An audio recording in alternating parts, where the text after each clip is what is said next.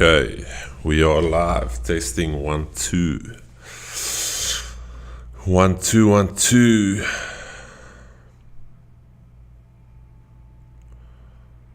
Keeks, mic check, mic check. Yeah, sounds good.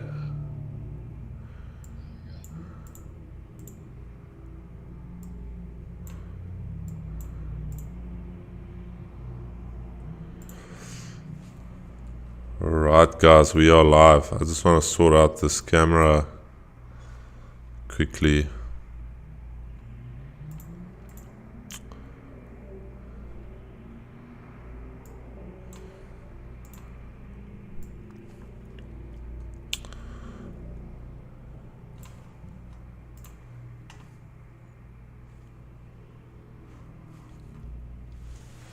Okay. Just gonna do a mic check, get everything sorted. Had some issues with the camera, so the video is gonna be a little bit tiny here at the bottom. I don't know if there's a way to actually increase the size of that, but that is what we are working with today. That's better. Let's quickly get this right.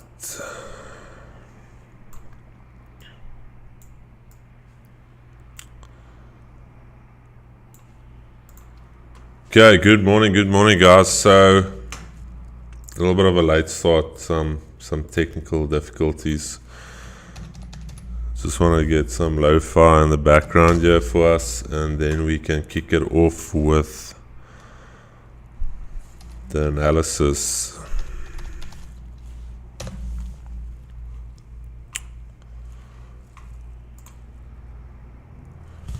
Mo, audio good? I'm gonna put it on now.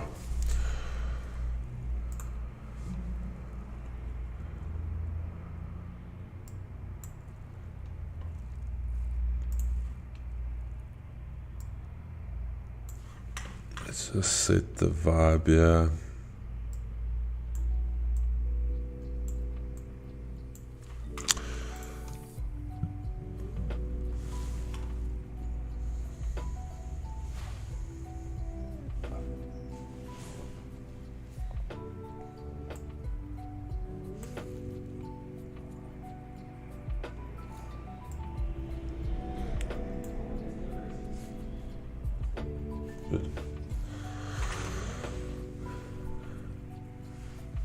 Okay guys, let me just rearrange my charts here, and then we can jump straight into the analysis. I just want to get everything the way I usually have it, and then we can start off.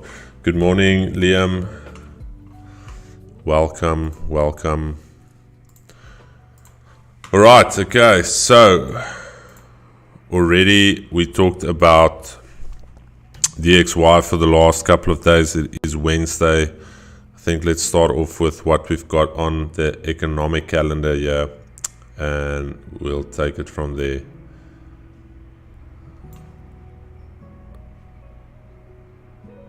Holy shit, it is so difficult with everything on this side.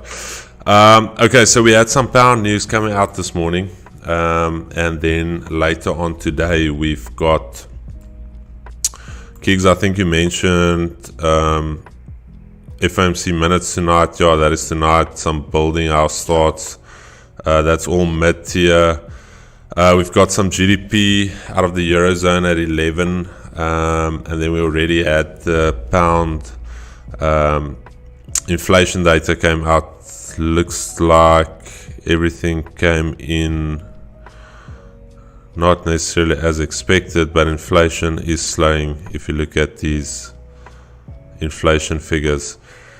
CPI actually came out a little bit hot, so not hot, but basically it's not a drop from the 6.8 they were expecting, and previously we had a 6.9. so monitor the pound this morning, but month on month minus 0.4%, so could see some action on the pound. DXY weekly bullish, daily yesterday was bullish, And if I go down to a weekly time frame, let me just get the weekly time frame down here. Keegs is now actually blocking my weekly time frame there, but the weekly is bullish, guys. The daily yesterday closed weak bullish up against this previous area of resistance. I'm still gonna go for the bullish bias on the day due to the fact that we have yet to actually spike this week's high and then completely reverse. I would however change my bias once we start breaking yesterday's low, but as I've mentioned before, and Keegs as well, once we get a small ranging candle like this one, you can expect a big move today. Go back on your charts. Every time you see a candle like this, the next day is going to produce volume. So expect some big moves today. Dropping down to the 5-minute, let's just quickly look where we are trading with relation to the Asia high, Asia low. So we are already trading quite a bit below Asia lows, and for me, that is telling me something. We've already extended past Asia lows, so could see some bearish pressure today unless we regain Asia lows. So just want to mark this out quickly. Asia highs. And we are trading below the daily pivot. So thing to monitor once London opens is either this 103 level. Yesterday as well, this was a key level for us to monitor. And then the Asia lows. But it is actually looking bearish, even though we've got a bullish bias on the day. Gold, we had a bearish bias to start off the week. Yesterday we tried some buys. Gold just in a range. So today, interestingly enough for me, if we just look left, we are on a weekly support level, this 1900 level. As you can see previously, all the way through, we found support in that area. We have never closed below that area and then broken down, except for here, but I'm talking very close to the 1900. So on a daily basis, looking at my daily bias, I am bearish on the day due to the fact that if we pull a support all the way through here, this is our first candle closure that we've got below this area. But again, just due to the fact that this is quite a sensitive area, and that is why we stuck around it yesterday, we cannot be ignorant of the fact that we can get a big move up from here. This could be the low of the week because Monday, Tuesday traded lower already, and this can push all the way back up. So just keep that in mind. Even though I'm going to start my bias off bearish, I need to get some context as to where we're trading from. So even though we are looking potentially bearish on the day, we are already above Asia highs. My 80 is showing me bullish pressure. My moving averages are starting to turn bullish as well. So 1905, again for the guys that were in the stream yesterday, 1905 is the key level for us to hold.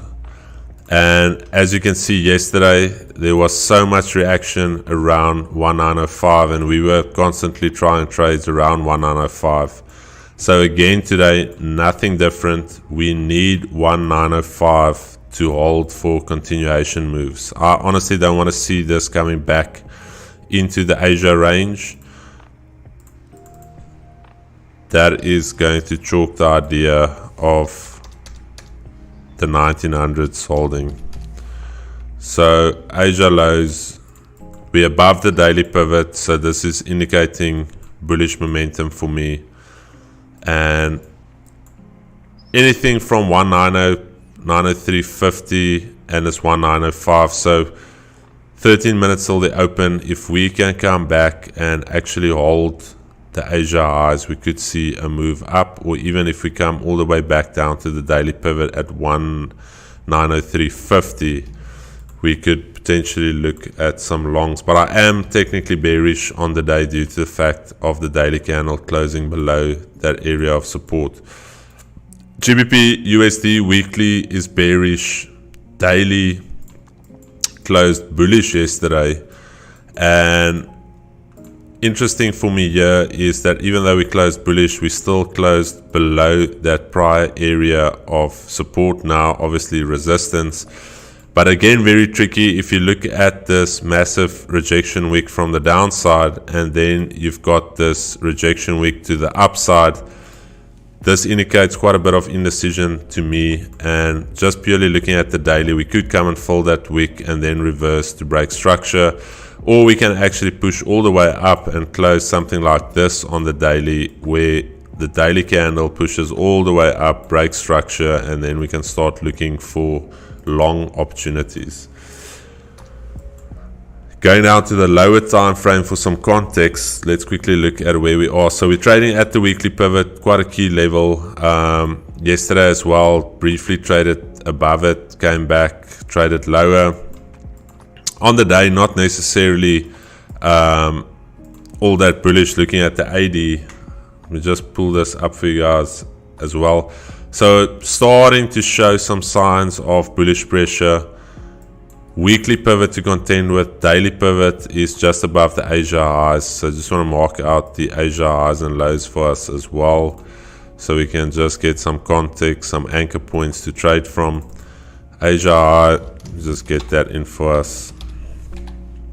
Asia high and then Asia low.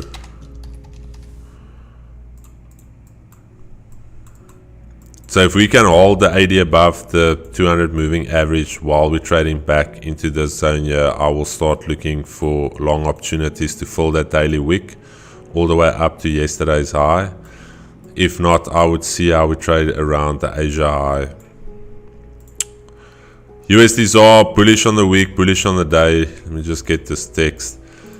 I don't know why it's keep pushing back to a default there, but weekly is bullish, daily yesterday closed bullish.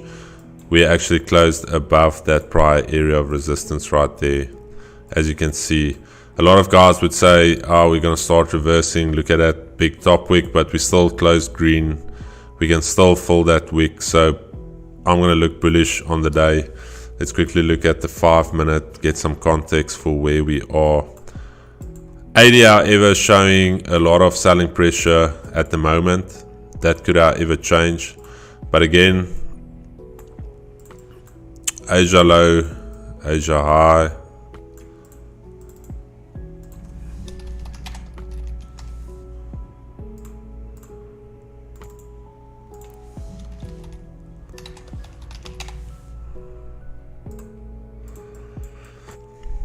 So the AD, if we can start trading back above the 200 and then start pushing above the Asia lows, that is where I would start looking for long opportunities. However, if we push up and we actually reject these Asia lows, I will look for short opportunities on USD ZAR, also dependent on what the spread is doing. Last £1 yen on absolute tear, and we mentioned somewhere along the line we are going to get a reversal, a pullback. This has now been 7 days of straight push. You can however see that these daily candles are getting smaller. I would firstly wait before I try any short positions on this is £4 yen to actually spike a previous day's high and then close strong bearish, almost engulfing the prior day's price action. I'll just show you guys what I'm talking about in terms of, I want to see something like that after it's taken out a previous day's high, even potentially a nice top wick, and then breaking that previous day's low as well. Then I'll be comfortable to say, okay, we are in line for a retrace, something similar to what we've had here. Let me just take off the background here for you guys. Something similar to that, but obviously the ideal would be to have a top wick that takes out the previous day's high and then the reversal, engulfing that entire previous day's candle. But on the day we are still bullish, on the week we are still bullish, and on the 5 minute, let's see where we are. Trading very close to the daily pivot, also very close to Asia highs. Very, very interesting price action here. Again, we had that CPI data that came out. £4. Keeks, this looks very similar to yesterday where we had the pop and then the retrace. Yeah, no, I definitely still see the same thing today for GU. Asia high. Just want to mark out.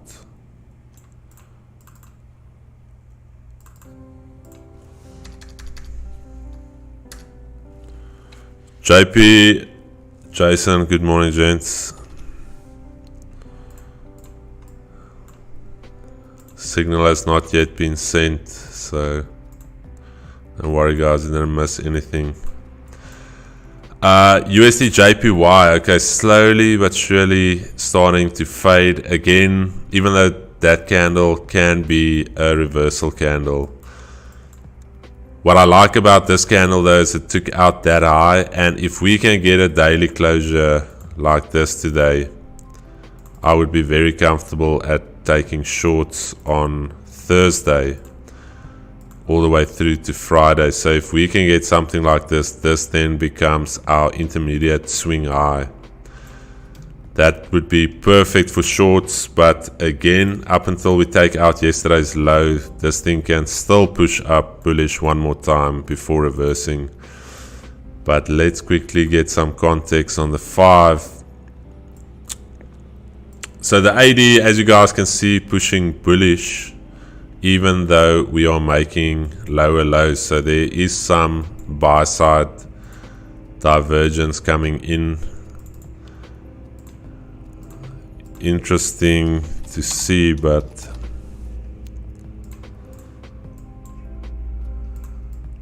I think if we can trade above this 145.50, this could then be the fake out pre-market, and if we can get something like this on USD JPY, then we can potentially get a move like that. Purely due to the fact that a lot of guys are trying to sell this market. I just want to just see the IG client sentiment index. Just see how the guys are. I was actually going to mention to you what makes the markets actually interesting today is sentimentally the institutionals are quite long on GU, EU and gold, and going short on JPY. But when you look at the dollar is pretty much 50-50 on both sides. So it makes it quite interesting what's going to happen. Let's quickly check here, USD JPY. Yeah, as you can see, guys, so this is it's not a technical tool or anything that I would say I use this for my analysis every day. This is purely just to gauge sentiment, more or less. So this is the client positioning of IG. So IG is obviously one of the biggest brokers globally, and if you can look at their client positioning, almost 80% of their clients are short positioned. So they are shorting USD JPY, similar with pound yen. And obviously you can know that is why 90% of traders lose, due to the fact that the market always moves opposite to them. So the contrarian view on pound yen and USD JPY is that we can still go long. They can still cause maximum pain. And the same with gold. 81% of the retail market is long gold, and you can see it's inversely correlated. But the other thing though is that if you look at this, once you get to extreme levels, it's not necessarily saying that the trend is going to continue, but this is where oaks start getting liquidated, margin called, and they can actually start flipping short. And what do you think is going to happen then? This maximum long positioning is going to start coming back to neutral, and then actually once price starts moving up, they're going to start building shorts again. So that is the uncomfortable truth about trading, is that the market is out there to cause absolute maximum pain for the retail market. So, and then quickly, weekly is bearish. Yesterday the daily was bullish, and today the daily is bearish as well. So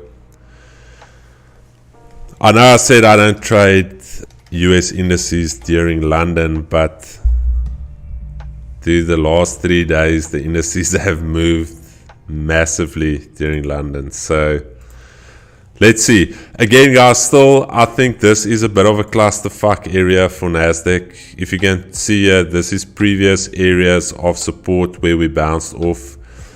So it is going to be tricky, but let's see. Daily for me is bearish. 5 minutes, we're trading below the daily pivot. Daily pivot sitting at around about 1.5, 120. And then as well, let's quickly mark out the Asia range. Tight little Asia range. I would actually like for us to first trade higher today and then start selling NYSE.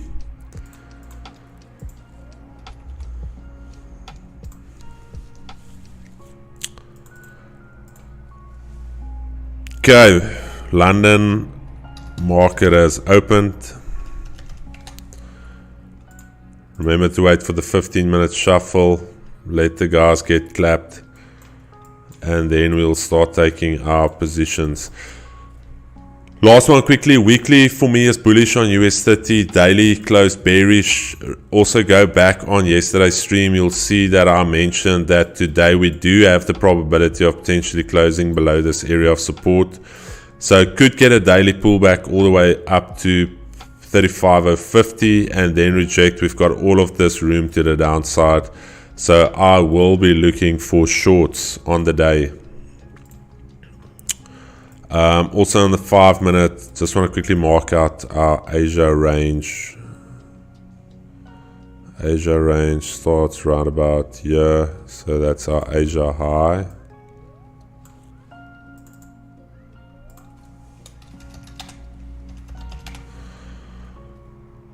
Guys, how's the audio? Just want to make sure that the background music is not too loud, so if you guys in the chat can just give me a heads up.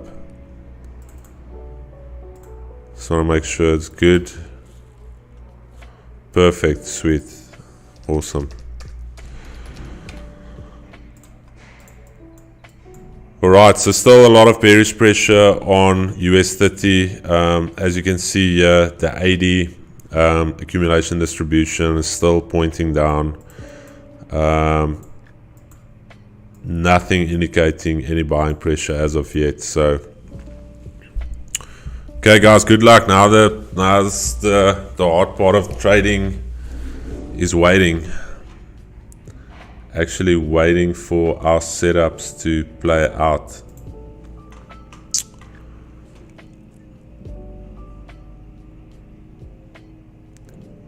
Yeah, we upgraded Keegan's mic yesterday. I feel professional now. That's studio quality, dude. I even got a new chair. Did the chair come as well? Sweet. Just want to quickly get this up here. What's the plays, guys? What's everyone trading today? What's the bias?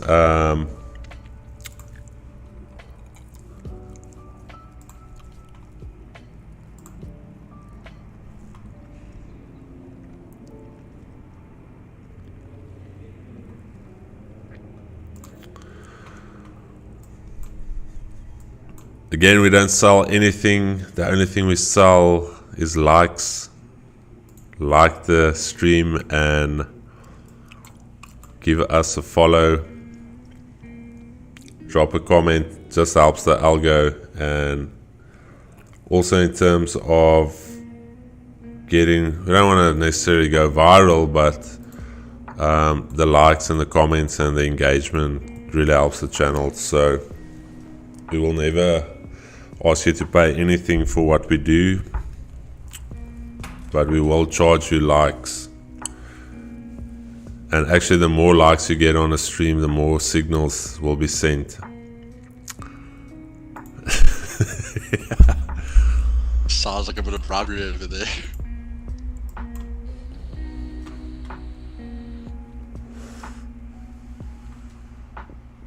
Morning, Neil.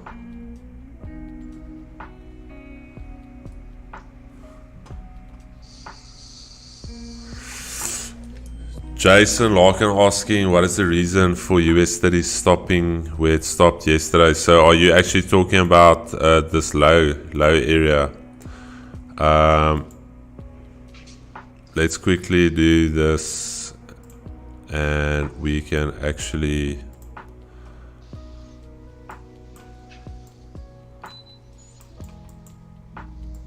I wouldn't necessarily say there is a daily pivot level. It's like on a daily time frame, that is where there's a pivot.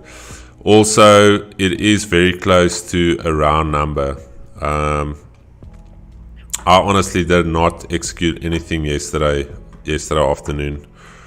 We were actually chatting about quite a bit of other stuff, but as well, my idea always is to get my trades as close as possible to either Asia high or Asia low or a pivot level. So yesterday this was actually showing bearish, but your ideal is getting as close as possible to the daily pivot. So the closer you get in at the pivot, the better your opportunity of a move. Once price gets extended like this without any pullbacks, it becomes very risky, because yesterday this could have pushed all the way down. You could have started selling at these lows at S1, and this could have pushed all the way back up to go and retest that daily pivot. So for me, it's all about probabilities, and your best probability is to trade the edges, Asia highs, Asia lows, or the daily pivot. You know, I was looking at that now on that market day with that area you marked out, and I was like, don't you think that literally looks like a perfect range breaker?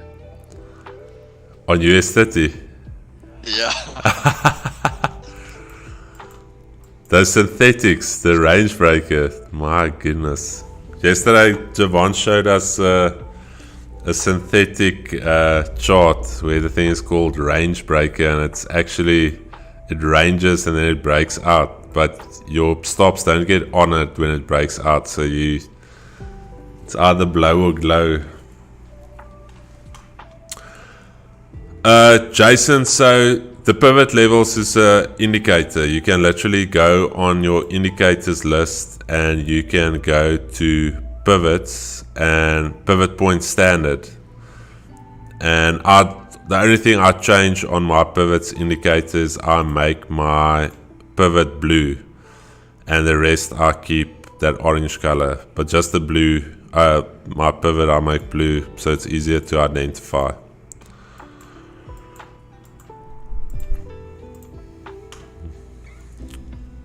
So you actually don't have to do anything, it's purely just the indicator you use.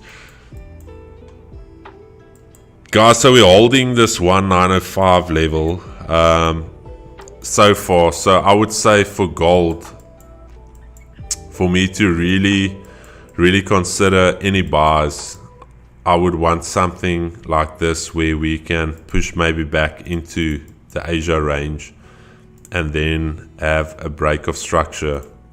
A nice little green candle, not like that, but just get some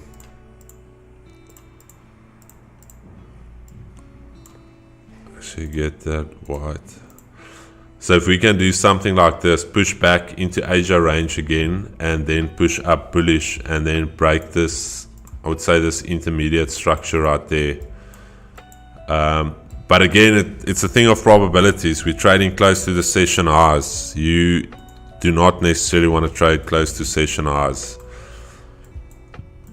I also wouldn't really consider selling this as of yet due to the fact that the 80 is showing a lot of bullish pressure there. So not looking short as of yet.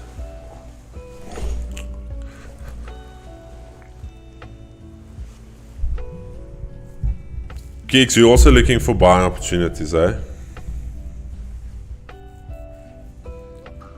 Yeah, no, I'm definitely looking for long here.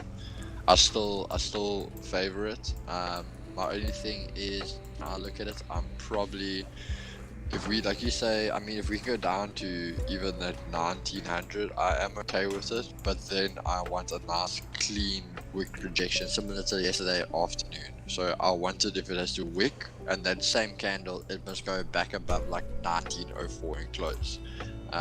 But if it starts hanging around that 1900 area, I'm probably going to start looking for shorts. But until then, I am going buy. I ideally don't want it to go below the daily pivot level. The only reason I say that is actually something I've picked up on, especially with gold. Again, I think it's just seen it happen so many times. Whether it is going short or going long, when you look at your sessions, your Asia low will basically go down and retest what you're in London and literally share an exact equal low, and it will hover around there, and basically either just before or first few minutes into that New York session, it will have a massive spike to the upside if that is respected. So for example, if the low is respected, come in New York session, it will spike up. Where if it was going to sell, it would come back up for a retest of Asia highs, hold that with an equal high, and then crash into the New York session. So that's just something I picked up that also you can go look at and backtest a few times on gold. Yesterday I did that 4 hour for we backtesting the 7 o'clock. Let's quickly look at that. I know, but everything was bearish up until 11. So yeah, yesterday it didn't play out. Yeah. It's just maybe it's a bit interesting. Like you can have it there as an extra thing, but it's not something to purely take a trade off.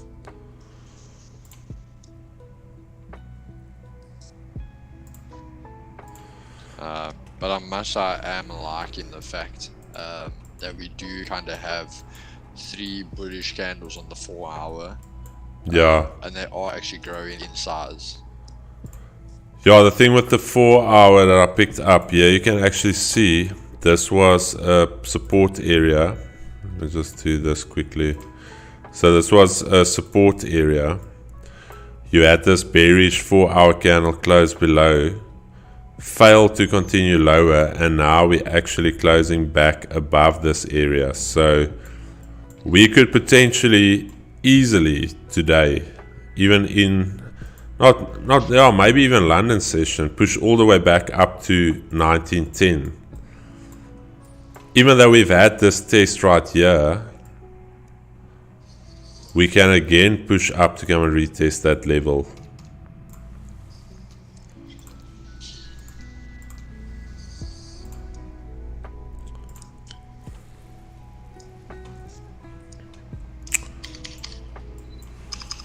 Okay, 3 more minutes. I wonder why my time is...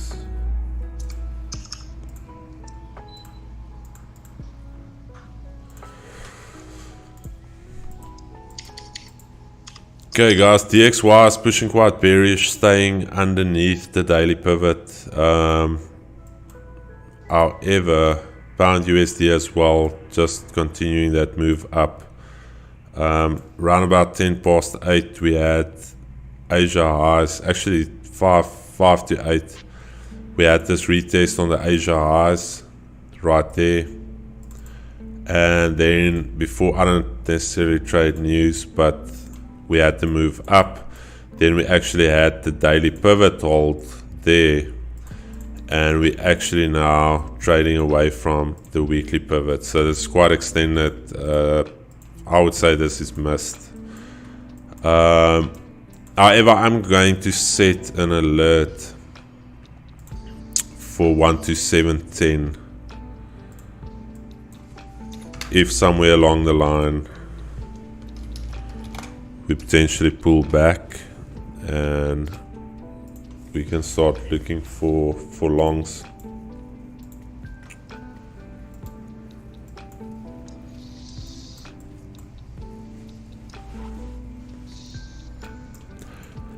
Pound yen as well, 185. Gonna put an alert there for us, 185. If we get there,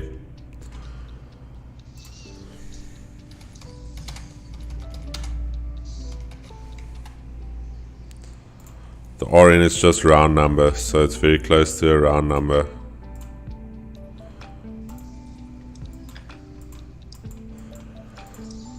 Dude, the only trade I honestly think for now that I want to focus on is this USD JPY. See if we can do something like this, break through the Asia lows, potentially even retest it there and try and either catch it from the Asia lows or from the daily pivot. I would say that's our best probability trade currently. The rest is quite extended. And then obviously gold, yeah, at the Asia highs, 1905. I honestly don't want to see it trade much deeper, but let's see.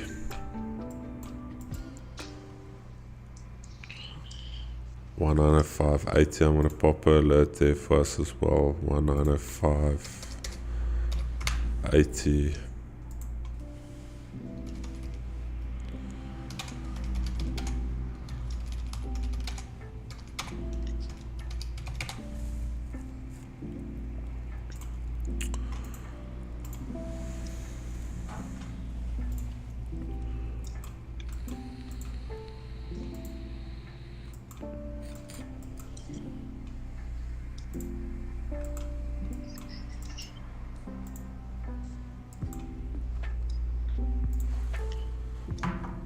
And yeah, again, also just I think adding to the whole thing with gold again is that little thing I think I spoke to you before about with the day count. So when the sessions and you count your days, we have things as your red setup days and your green setup days.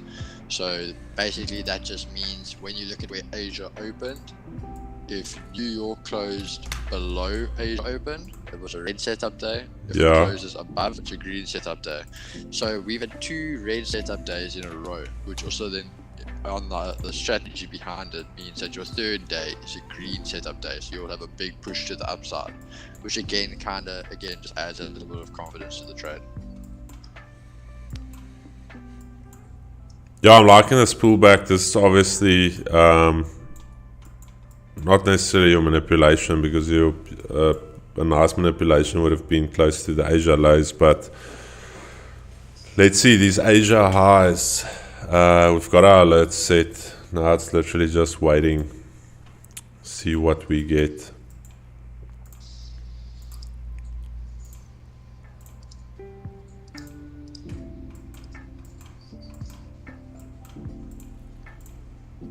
What are we doing on the day? Stoke is still relatively flat on the day. Daily pivots all the way there.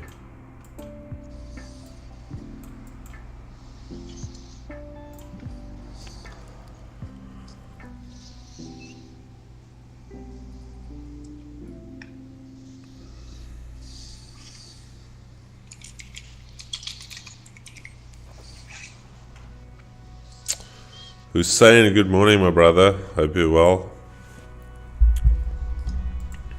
If you guys missed the analysis, just go back on the stream. We did run through the analysis.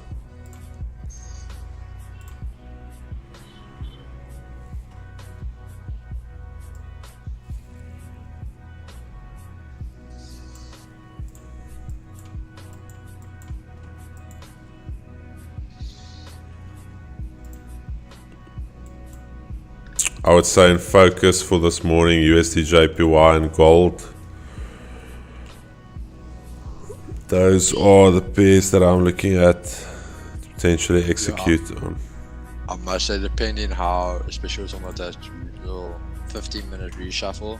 I would also start looking if we can find a bit of support even at that 1904 area.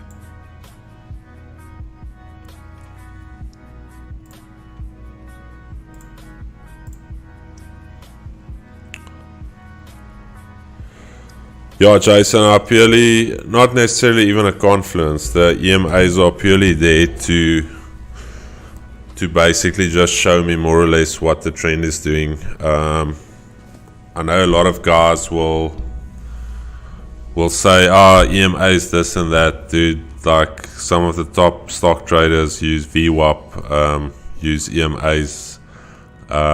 If you go back and you actually understand how a EMA works, it's basically just purely showing you a period average. So taking all of this price and more or less just giving you a single line. So obviously if the EMAs are crossing or it's going up, like you don't need to try and be hardcore and I'm a price action trader that doesn't use indicators, this and that. That's the biggest cuck I've heard in my life. But yeah, it's purely just to show us the trend. Mondre, when you mark your high and lows of the day of the Asian session, do you do from the wicks or body close? What's the best?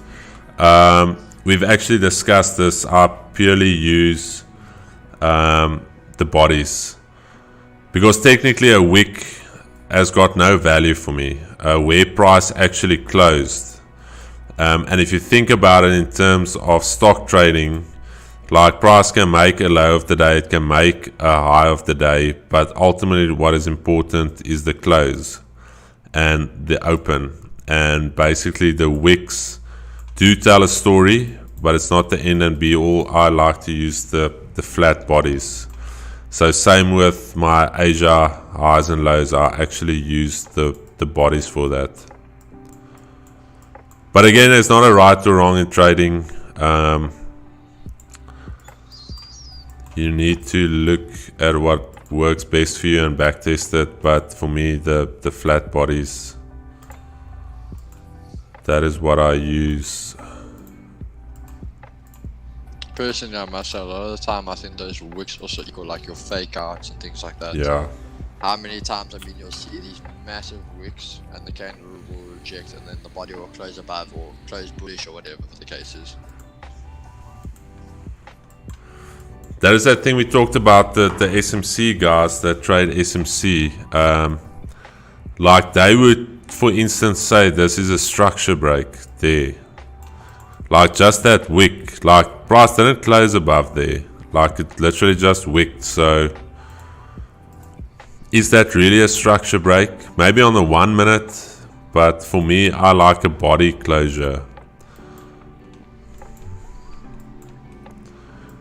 That's why for gold now, if we get something, say from these lows here, and we get something like this, I can then execute on a long idea. Because we actually closed above these bodies, because that now becomes our short-term swing point. Because from there we took out this low. And the order flow is currently bearish. We can see that we're making lower lows, lower highs. But once we do this, then I can be comfortable in saying we had a structure break or a shift. It's a plesier, Mondre.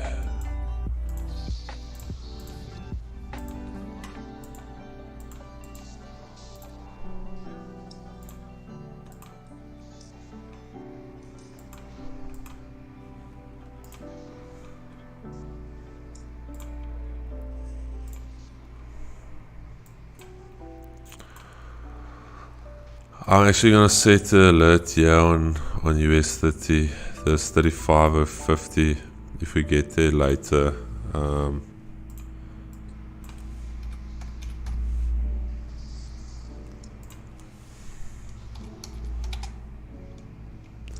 Rika, how's it going?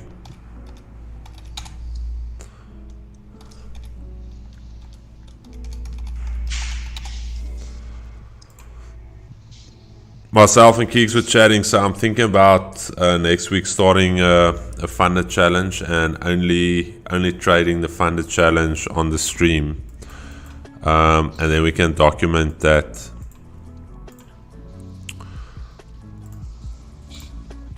We're gonna put Chris to the test. Yeah, I'm gonna put myself to the test. I've said it before, funding challenges are not easy, to be very honest with you. It's a completely different mindset to trading your own funds, where you're not limited in terms of your drawdown, in terms of holding periods, all of that. So you can really pat yourself on the back if you pass a funding challenge and actually get payouts from that funded account. You can really consider yourself to be in the top 1% of traders.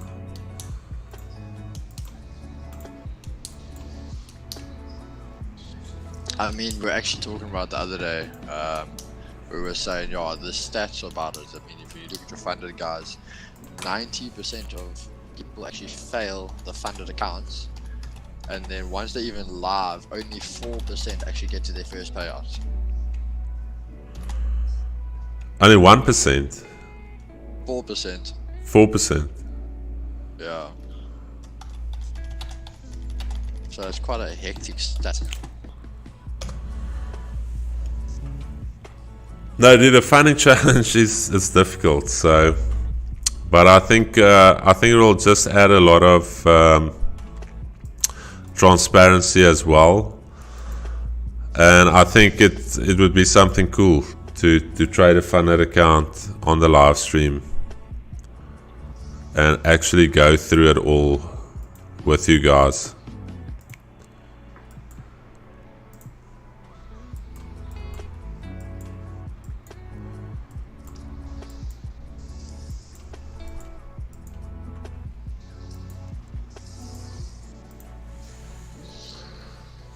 So yeah, let's say now already funding challenge starts next week.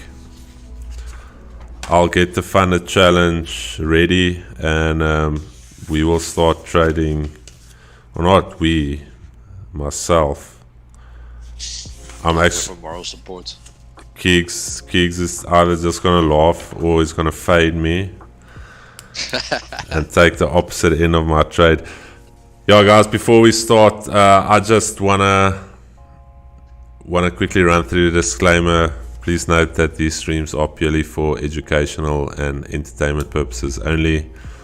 It should not be construed as financial advice. Please seek advice from a financial advisor or your own financial advisor before making any financial decisions. You will lose money if you follow what we do here.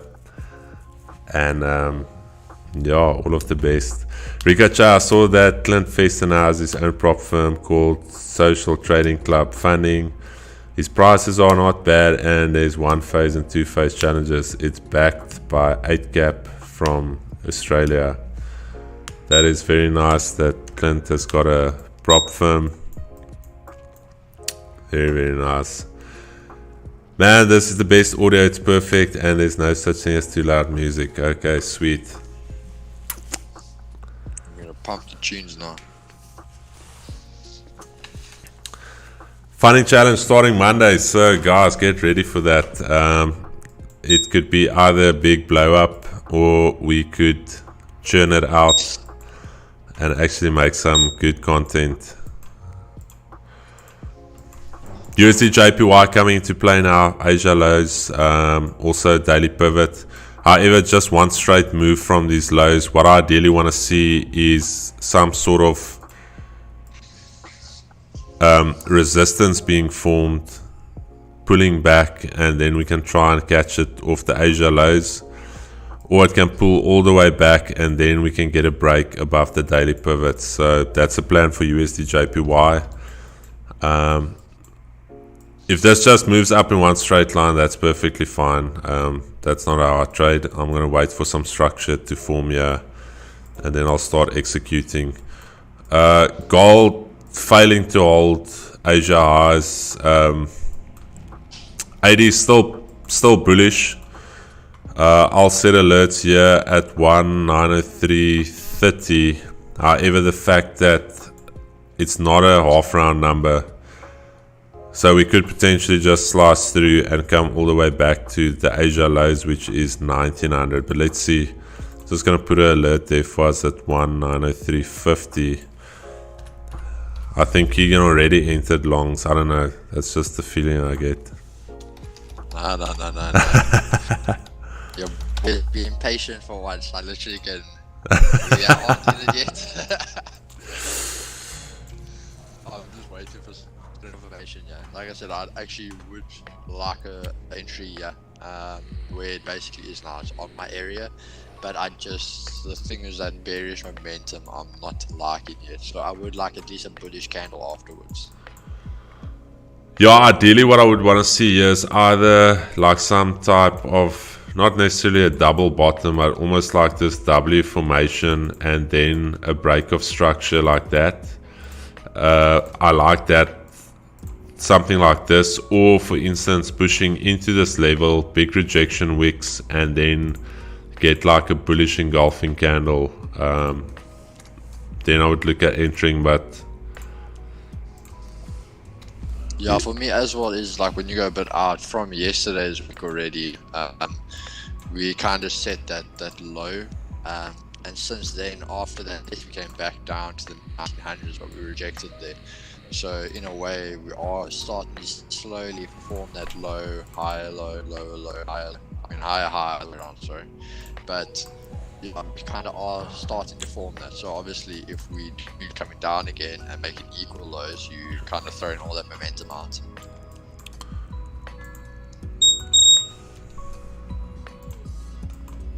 Jared, how's the game, man? Good to see you on the streams.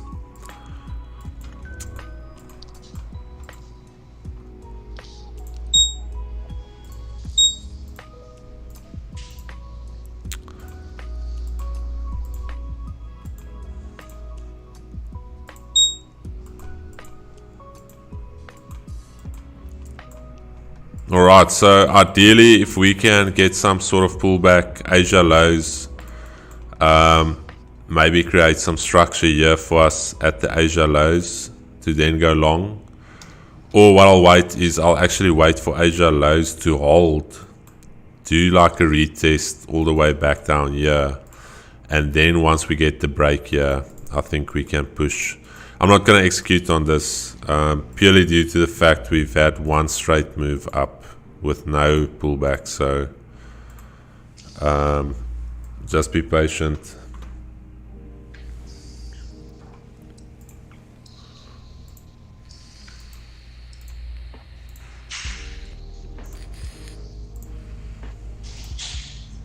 I saw that it's funny, just can't remember who I heard it from, but they were saying being a trader you actually get paid to wait. So it's all about a patience game. That's actually the hardest part. It's not about knowing stuff or knowing a strategy. It's actually sitting and waiting for your setup. That is literally the hardest part of trading, because obviously we're chasing that dopamine hit. We want to get that feeling of we're in a position, and it comes back to Tom Hogarth's book, The Best Loser Wins, where he talked about the mindset. If you come from a 9 to 5, that Protestant mindset where you feel like you have to work, and working for, if you're doing a 9 to 5 and you come to trading, you basically equal working as taking trades. That is work. Like, I have to take trades and manage trades, then I'm actually working. But that is not the case with trading.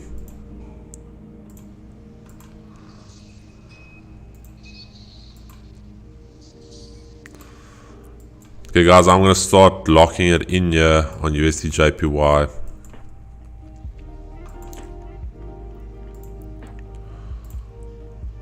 I'm going to see if we can get something, and then actually going to just put an alert here on US 30. If we close back below into the Asia range, I might consider Might just consider taking a little squeeze on a short here.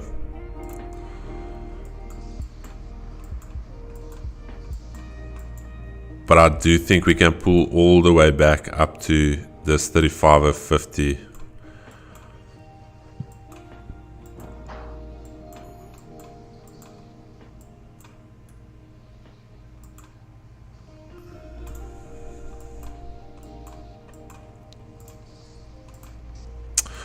Gold also at the daily pivot, guys, so I would say lock it in. Let's see what we can do from this daily pivot level. Potential area where we can find reaction, or we're just going to slice through and continue lower, but I would definitely say start locking it in here.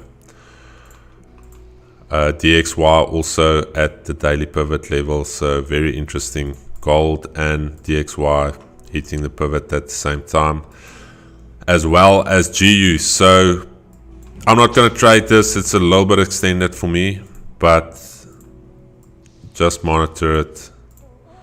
Could get some reaction from there. I will be right back.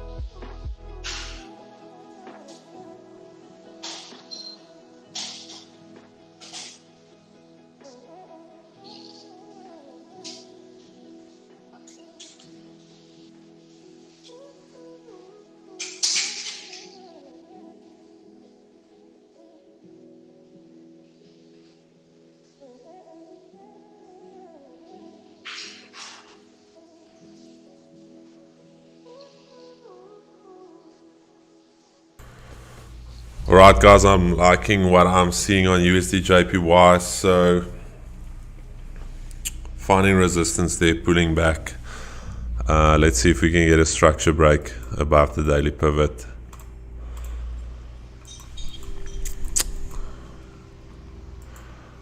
Gold also at the daily pivot, so let's see what we get here.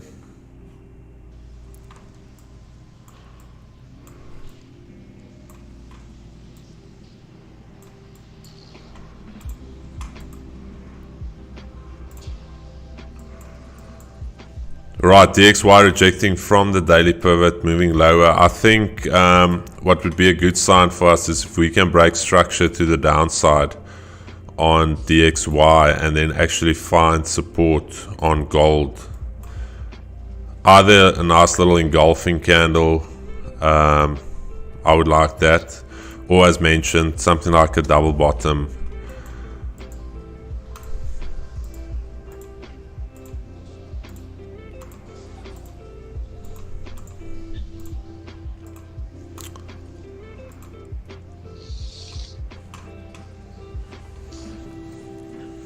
That is the idea.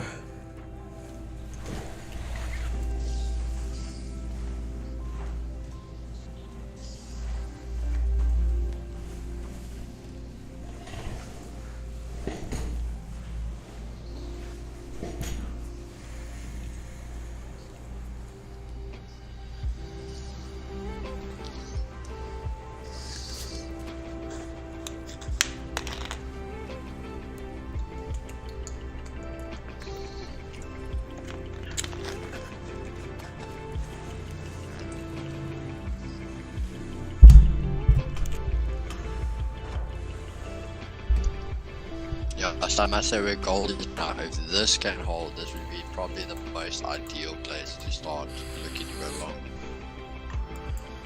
Yeah, definitely. Daily pivot level, basically Asia mid-range.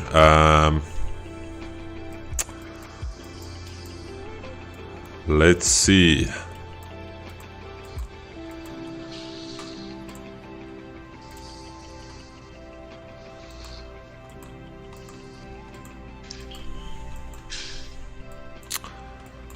Okay, we're gonna be risky. We're gonna lock it in. Let's see if I can get tapped in. Are you setting limits? Yeah. 1903 or on the pivot? 19.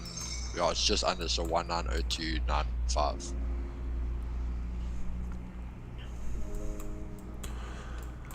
Also, what I would like is, guys, something similar to this happening. So you see there where you've got a structure break, and then from there you come back above and you basically break structure to the upside.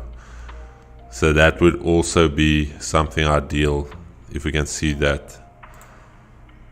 But let's see, we've had previous reaction of this level.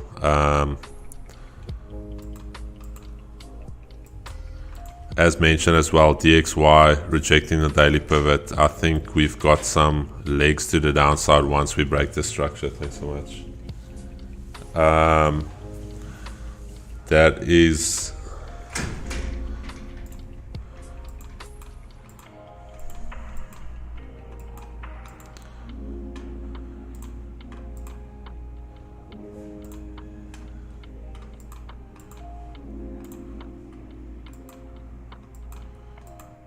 I'm still gonna give this some chance just to form some structure here.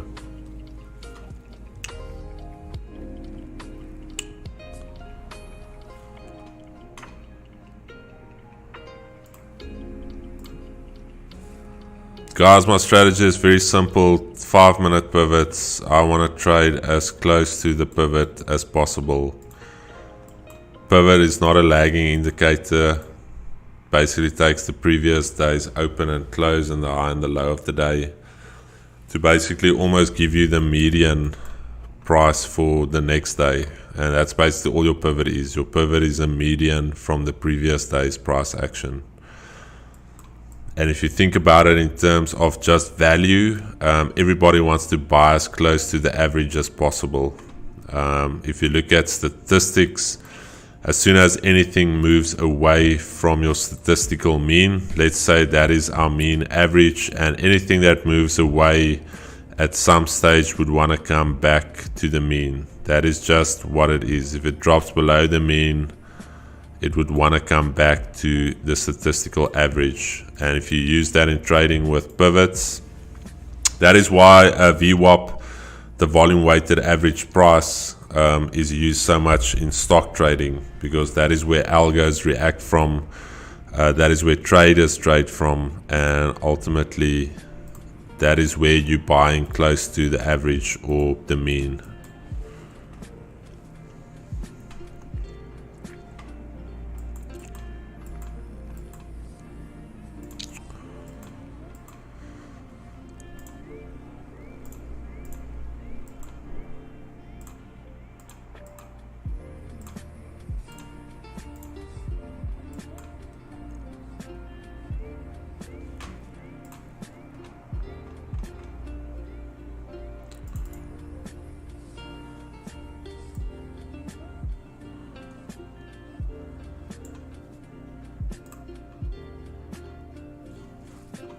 Guys, and if you know about anybody that's selling very, very bad signals, please let us know. We want to do a social experiment and show you guys how it is not necessarily beneficial to look for the best signals, but you should actually be looking for the worst signals and just do the opposite. That way you will definitely have a 95% win rate. Just think about that. Let us know if you have taken some cuck signals lately, and we will subscribe to those signals and we will actually fade them on the stream, taking the opposite end. And I will show you how you can be very profitable fading cuck signals.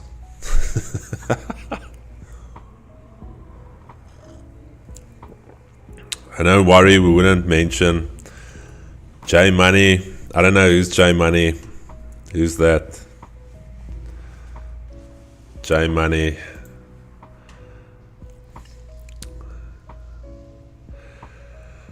How do you take your... So I actually had this question when you're asking about impulsive trades, and somebody asked me that exact same question. I said, go and take an account, deposit whatever amount, $1,000, $2,000, and trade impulsively and lose that money.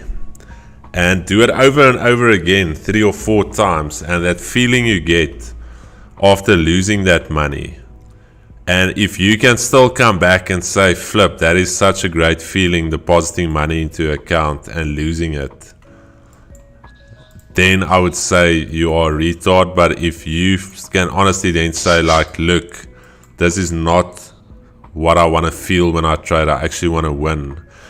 And then you get to that mindset where you are like, listen, yeah, this is not for me, I don't want to lose.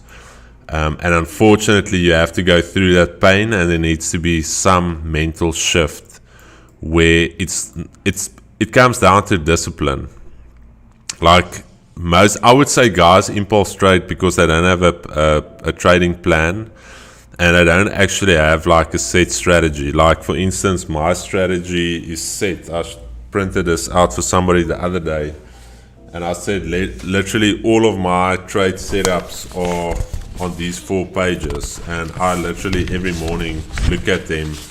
I visualize what I want to see in a buy scenario, what I want to see in a sell scenario, and if I don't see that in the market, I don't execute. As simple as that. There's no need for me to even try and enter a trade if my setup is not there. So I no longer have signal groups. I've learned my lesson. I'm very glad. Yeah, I honestly, we had this discussion in the office the other day. I have honestly not seen one signal service that can honestly say they have been profitable over 6 months or even a year. I honestly, if you know of a profitable signal service, please let us know. I will gladly promote them on the stream to help out other traders, but there aren't any profitable signal groups. Because the thing is, if you are a profitable trader, you're not necessarily going to sell signals. I'm not saying selling signals makes you not profitable, but for the most part, why would you want to sell signals if you can make money trading?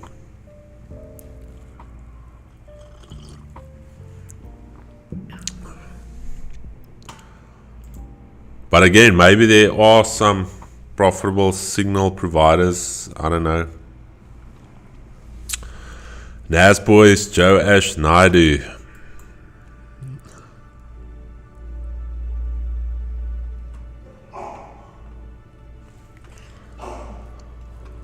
I agree, Rika. The thing is with signals, it's a crutch. If you honestly wanna get into trading and you actually wanna pursue this potentially one day as a full-time career, I would say take the time and equip yourself. Trading is really not that difficult, and I say that after going through years of pain, I've been where most traders have been. I've had the highs, I've had the lows, I've gone through every single strategy. I tested EAs, I've gone through thousands and hours of educational content, and everything boiled down to the pivot and the Asia high and low. That's literally my trading framework now. Some would say it's silly, whatever, but for me, simple wins.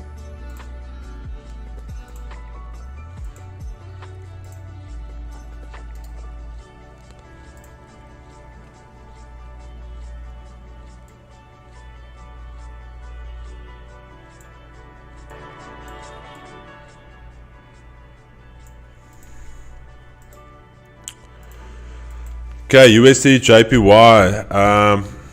These bot guys. Yeah,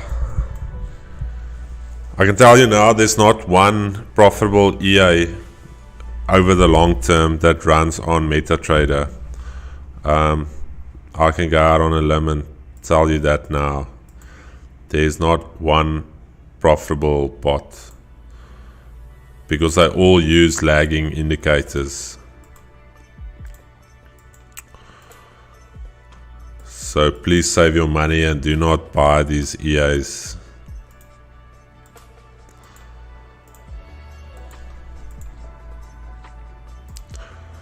Keeks, did you miss the bus?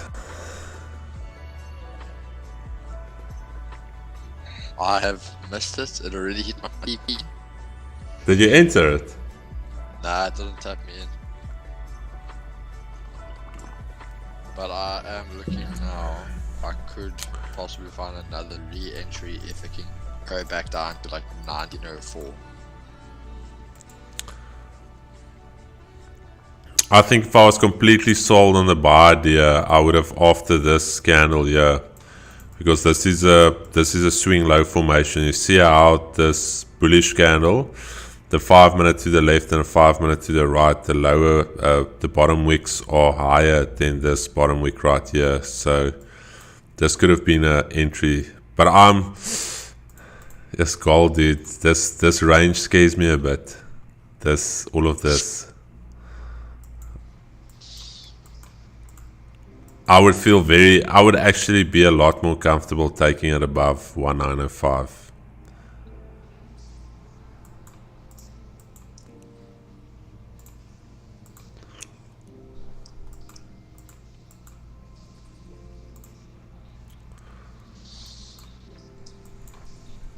And then I want to take a short here. I don't know how smart that would be. Potentially, but let's see that 5 minutes here to close.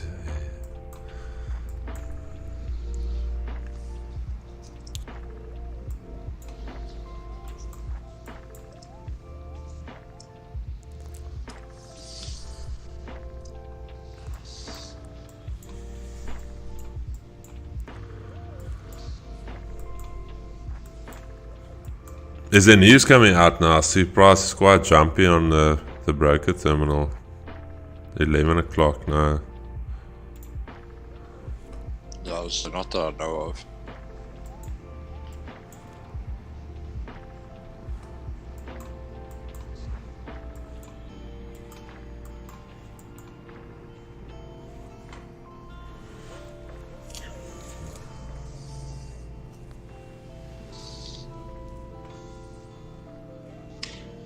Oh, thanks, Jason. Yeah, bias. The thing is, establishing a bias is easy. Actually executing on your idea, that's the hard part.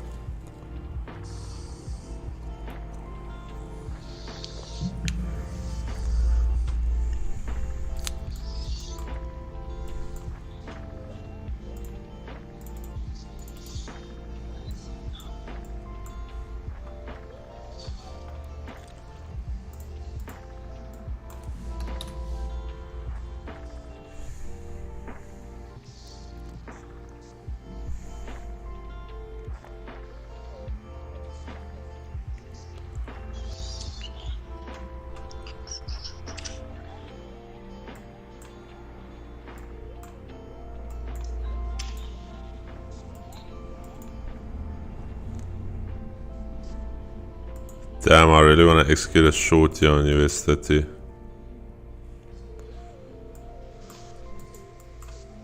Let's see.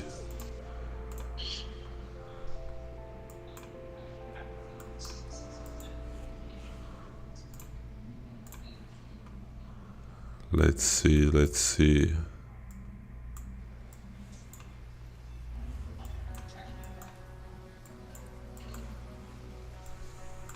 Fuck's sakes.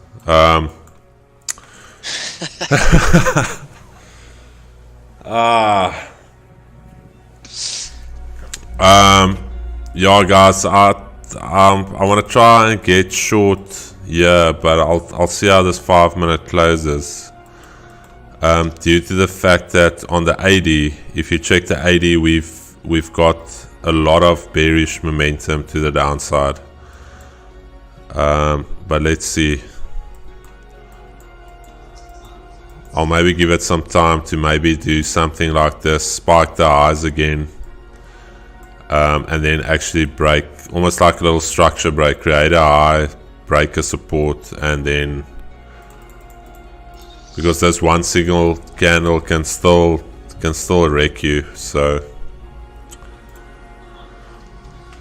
okay, as mentioned, lock it in USD JPY. I want to check what we can get with USD JPY.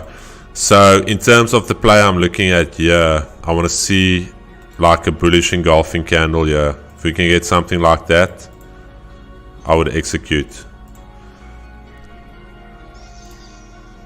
This is ideally what I want to see on USD JPY. Strong candle closing back inside the Asia range. And if we can get that, I'm going to execute on USD JPY.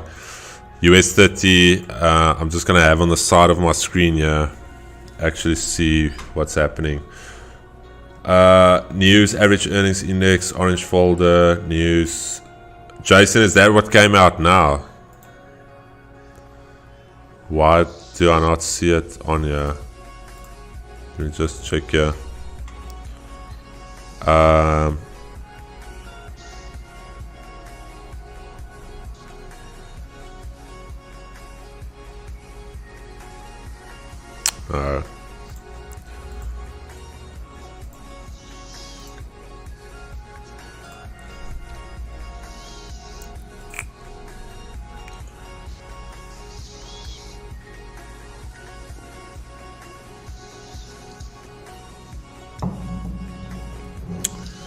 Forex Factory.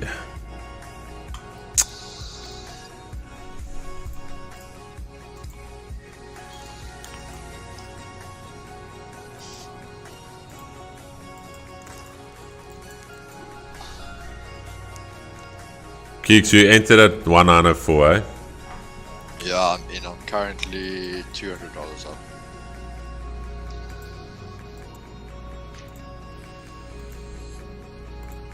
So we'll see what this run I can do. Dollar is getting clapped though, eh? Yeah, well that was my thing I was actually looking at, is it's holding at that Asia low again. So if this can close underneath now, then I'm going to be very comfortable in this buy.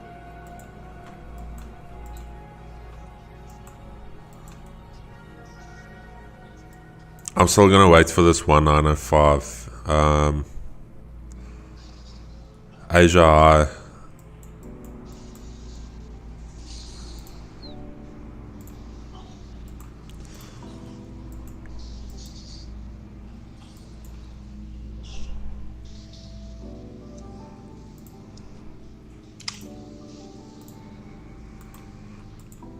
So ideally for me, US30, I want to see a 5-minute support here, actually closing on the hourly.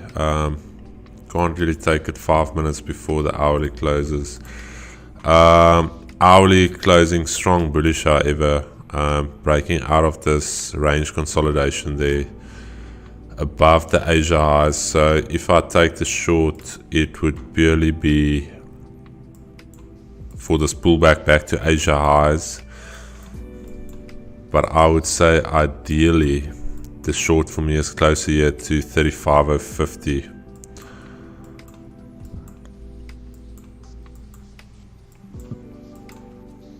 Chris, on a pivot indicator, what are the S1? So S1 is support 1, S2 is support 2, S3 is support 3. So these are areas, if you look at your daily pivots, these are areas where you can potentially find resistance. For instance, R1. And I don't necessarily use it to fade my trades, but the idea is that you trade from your pivot to the first resistance or to the first support. Very high probability that if you trade from the pivot, let's say you took a long on pound USD this morning from the pivot, very high probability that it would come and test the R1. If the market is trending, it would actually break these R1s and S1s, actually retest them to continue on to R2. And again, just purely based on statistical analysis that I've done, once price starts breaking through these R1 levels and do not reverse immediately, very high probability will trend onto the R2 and the R3.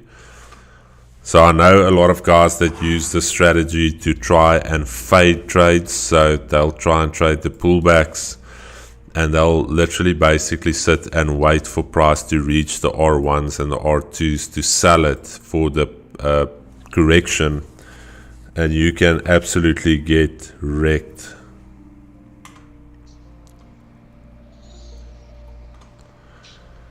If it breaks through, does the S disappear? No, that's the thing with pivots. It's not an indicator that moves. Like, it's set for the day.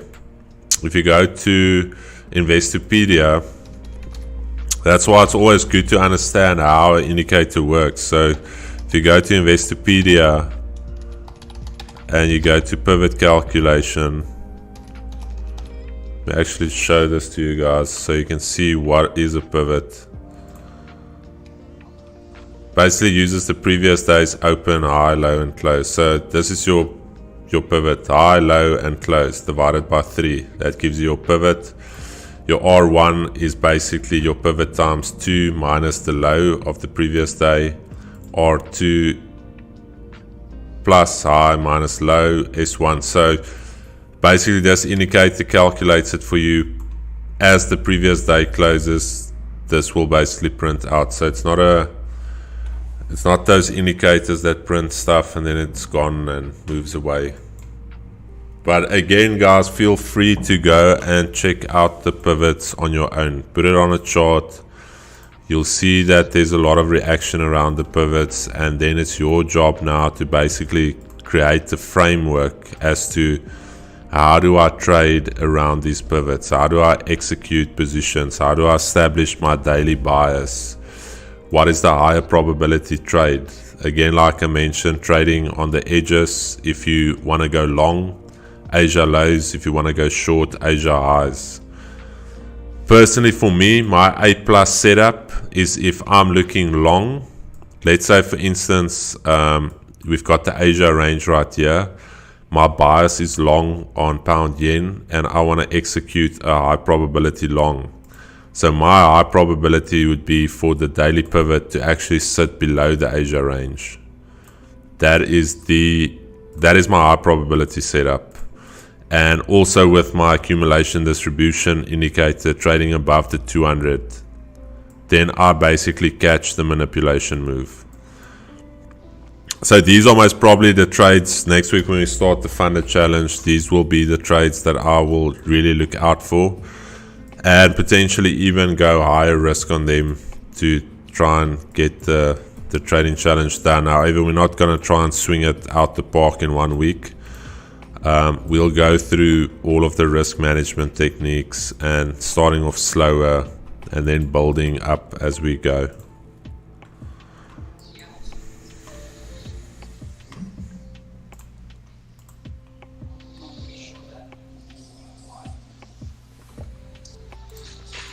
Guys, thank you for joining the stream. Like I said, it's free 99. We only charge a freemium of likes, so do please hit that like button, subscribe.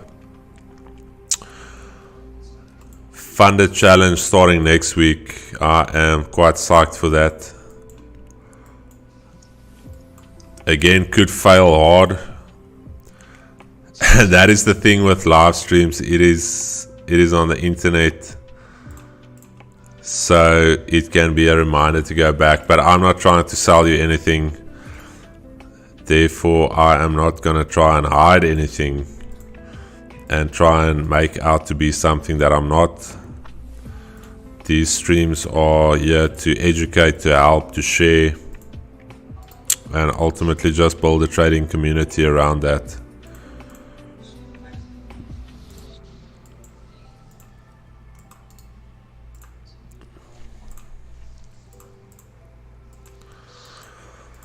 Dude, for some reason, every single day, once I close my trading view, all my settings basically go to some default. Yeah, Chris, you can't see this, eh? Is that man sending signals there? He's giving signals and he's in profits again. Really? When did he send the signal? Yeah. I have no clue. But I see this here. J Money. You can't say J Money. I still think Joe Ash is here in the office. It's the GQ J Money.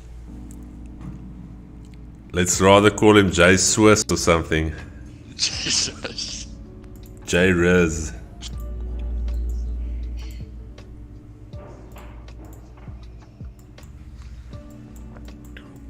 Alright guys, so now we've got that move up, we've created the structure, so if we can get a candle to break below here, I'm going to try and execute a short, but order flow is currently bullish. I have set my alerts closer to 35 or 50, and I would try and execute something there,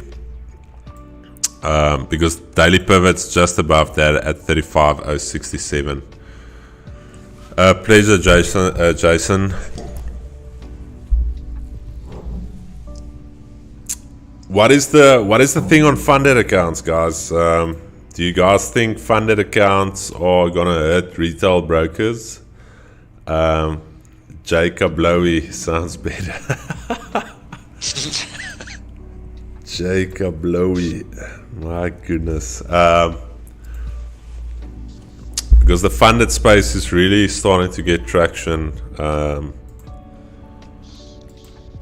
I have to say, I think there's a place for both. Ultimately, the idea would be with the funded challenges to build up your own trade account.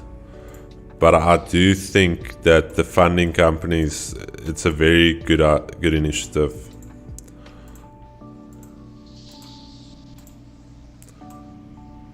But it could also teach you to become very reckless in your trading, because you're spending those funds to start a funded challenge, and you can be like not really too focused because it's not maybe a big amount if you take like a small challenge. So you could reinforce bad habits, I'm not gonna lie.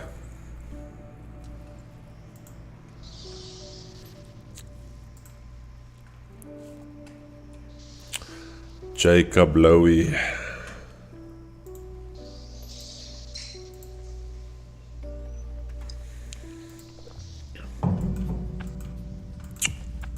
Okay guys, still locking it in here to USD JPY. I'm honestly, once we break above this daily pivot 145.52, I'm going to execute longs.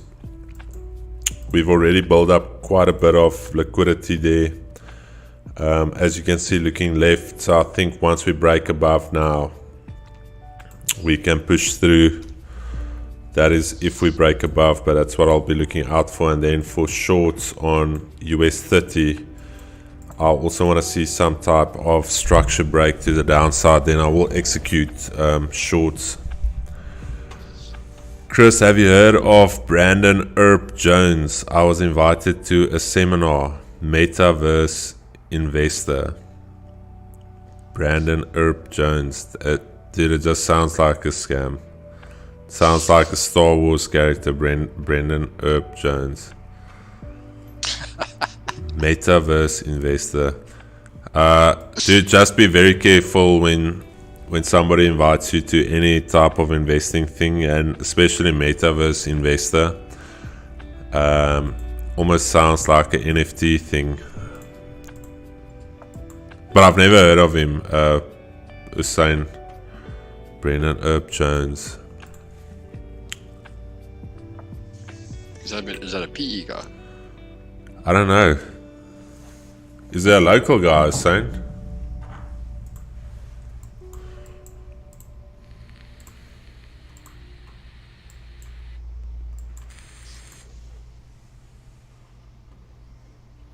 I don't know if it's a local guy. I would say if you are going to invest in anything, I would say invest into dividend stocks. That's what I'm trying to do, to build a dividend portfolio. And then what you do is, once you start earning your dividends, then you take your dividend payment. So you invest into companies that pay a high dividend. Once you start getting your dividend, that looks terrible. Once you start getting your dividend payments, then you take that dividend payment, reinvest it into that same company that gave you the dividend. So you're increasing your holdings, and that is how you basically accumulate wealth over time, because the company is producing cash flow for you through a dividend, and you're increasing your holding. And as your holding increases, your dividend increases every quarter, or if they're paying, say, 2 times a year, 3 times a year, then you're actually generating cash flow, and you're not just trading price. Because for the most part, guys want to buy stocks and trade the price difference and grab it at a discount, but they forget that it's still a business. And if you invest into a public listed company, you are a shareholder of that company. So that is how you, and everything is about cash flow. Achlumili, Machlenza, hi Chris, lovely to see you still pushing. Would you recommend the funded accounts? I would actually recommend, and we had this discussion yesterday, recommend you taking a real account, even if it's 1,000 Rand, 2,000, 5K, and really just first test your skills on not a funded account, on a real account. And if you can honestly see after 3 months, 6 months, you can consistently churn out profits every month, then I would say go to a funded account. Otherwise, you're just going to waste your funds. Like, if you aren't ready or aren't profitable, why would you go onto a funded account? That's purely gambling then. So I would say put yourself in an environment where there's not rules, but there's room for you to make mistakes. And then basically from there, build it up slowly. And play the long game. We've had this discussion numerous times with traders here in the office, like, why do you want to rush the process? Like, play the long game. You study 3-4 years to become an engineer, lawyer, 7 years to become a doctor before you earn anything. So why would you expect yourself to already earn money your first month of trading, or even your first year? Like, take the pressure off. Build the mindset of being able to trade and building the skill.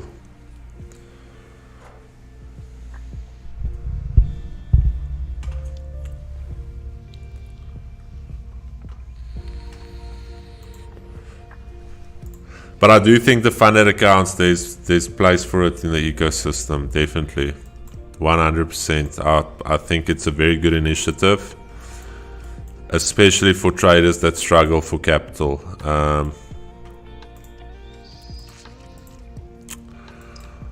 Alright guys, lock it in. I'm going to start looking for potential long opportunities here on USD JPY. As mentioned, that 145.50 level, let's see if we can get a continuation from there. I want to see a nice little structure break above. I would even like a little bit of a pause here, just to retest there, even a little bit of a accumulation and then the break, just to get some liquidity in. But 145.50, this pivot level right here, if we can break through there, I'm going to consider longs.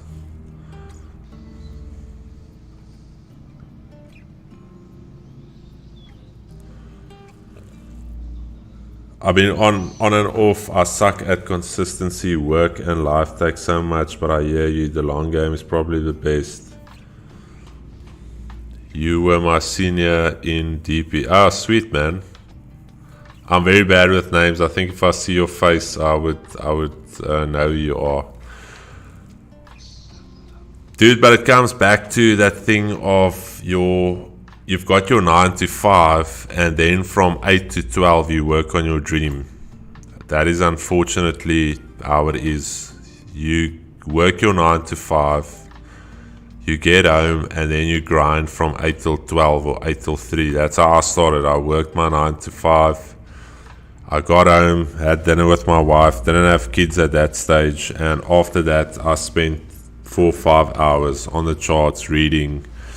On weekends, every opportunity I got, I had trading books printed out. I would sit and read it. I was so consumed with getting to actually trade that every single open minute I had, I was either watching videos, which is not necessarily a good thing, because I also consumed so much stuff that was conflicting to actually what it takes to become a profitable trader. So a lot of that I could have fast-tracked, but unfortunately that is part of the journey.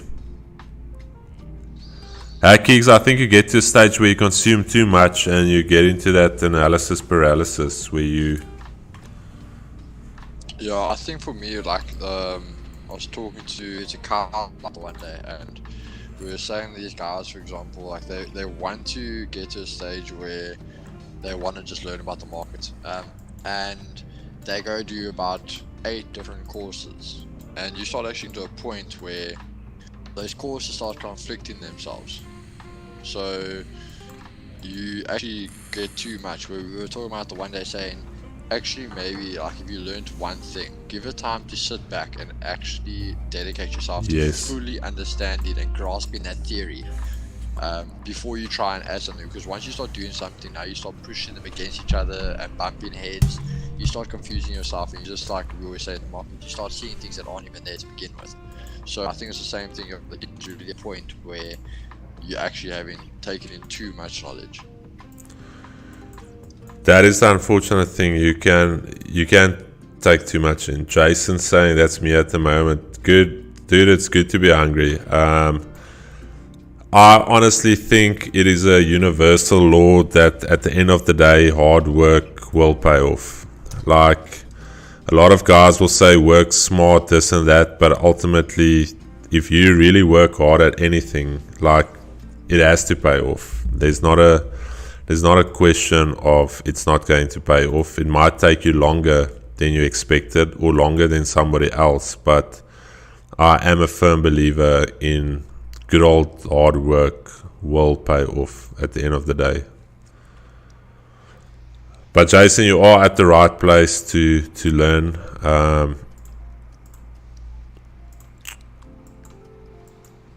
And again, do not do what I do. I'll just show you what I do, and you still need to follow your own analysis and still take ownership of your own position.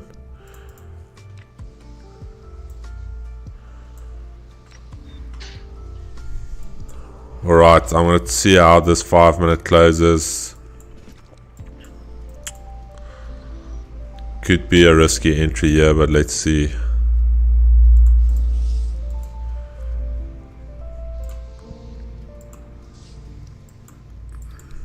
We could just bump above and then come all the way back down, but I'm going to take a shot here above the 50 once this 5-minute closes.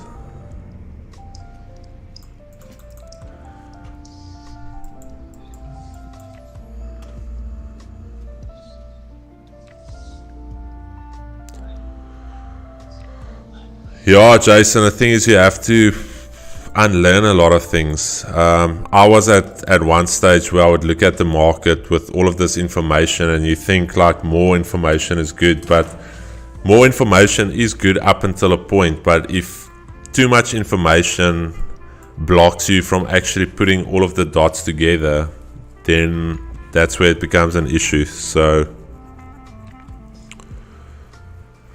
guys, I don't know if I'm a little bit impulsive, but as soon as this closes, I'm gonna actually execute on a long.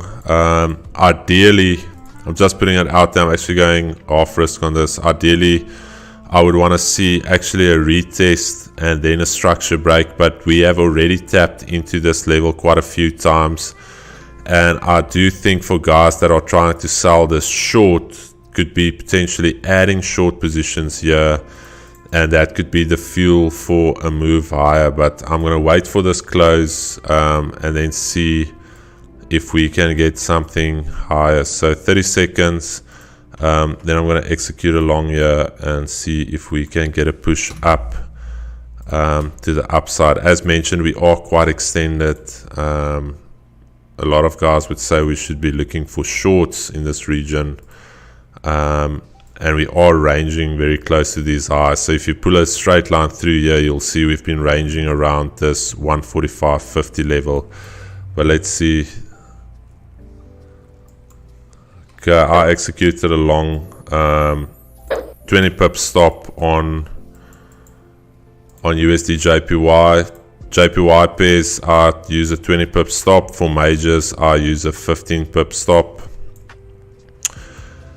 And when I enter, areas that I monitor are usually my session highs, my Asia highs, and previous daily highs. So this would be the first area that I'll monitor.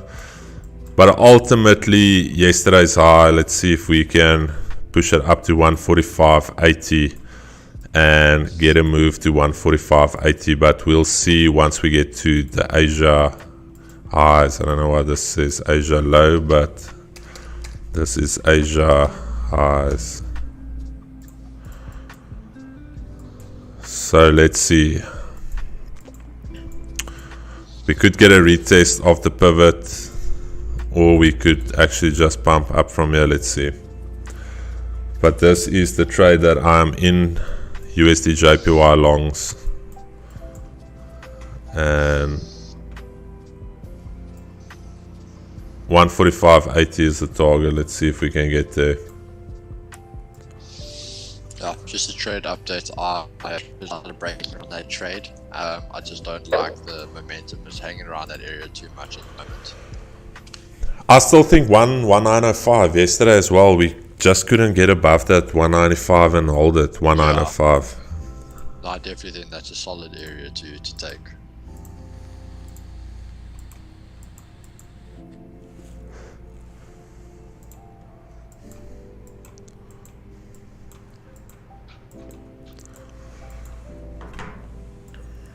Keeks, will you just phone the Cape Town traders just to add some volume to USD JPY? I'll be on it now. I'm in a meeting here with T King. T King is trying to sell me at this point. His trading plan that I must do this, and he has a EA, so I must let me know if we're interested in working together. Guys, I'm sorry, but I'm against that. Like me personally, the minute someone's trading and that's what they trade in, I'm just like, that is, I have no time for that. Oh, the spamming positions. Oh yes, yes. A spam bot. Just spamming positions. I mean, when you look at that, it literally looks like a barcode. Yes, bro.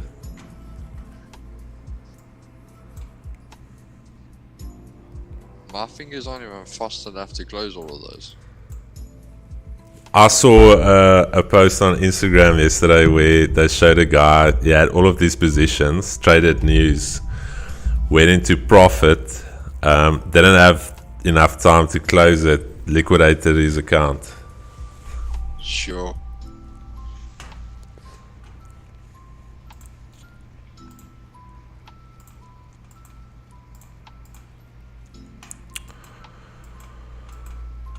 Alright guys, USD JPY, let's see if we can get a push.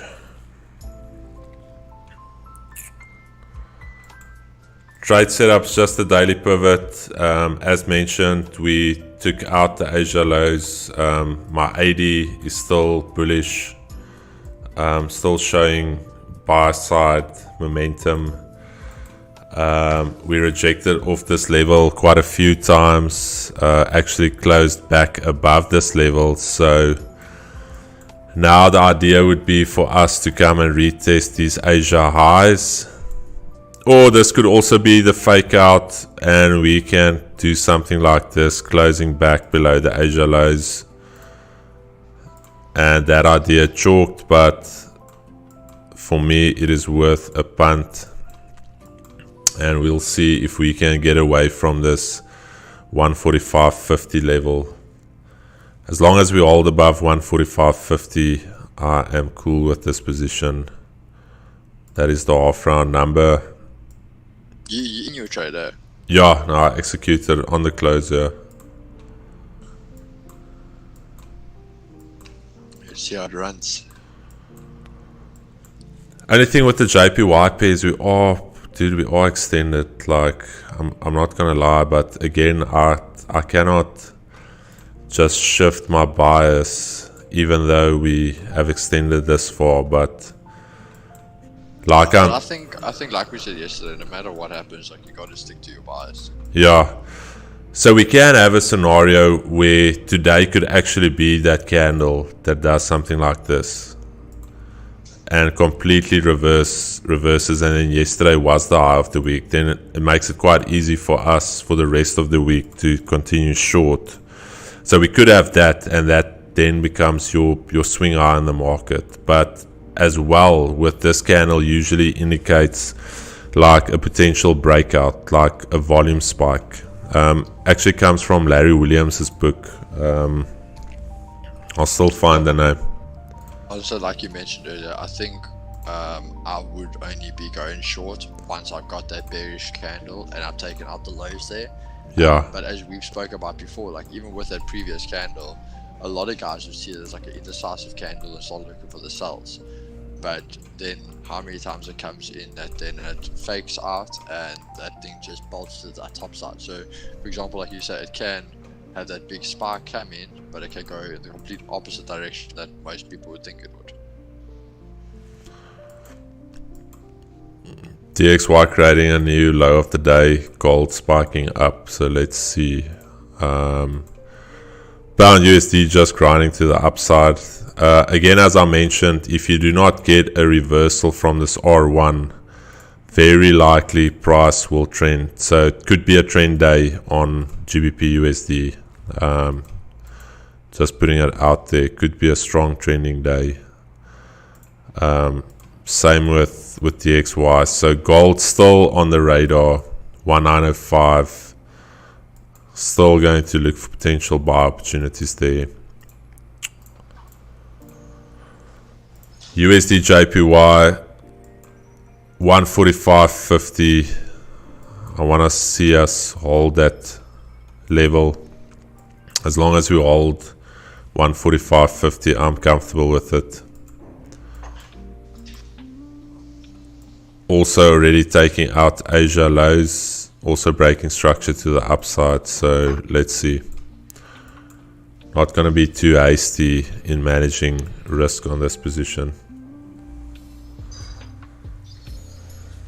You know, that's that whole thing we always talk about where I literally was comfortable in that trade. I was close to stop loss, but I just didn't like it. And the minute you close out, it starts going your direction.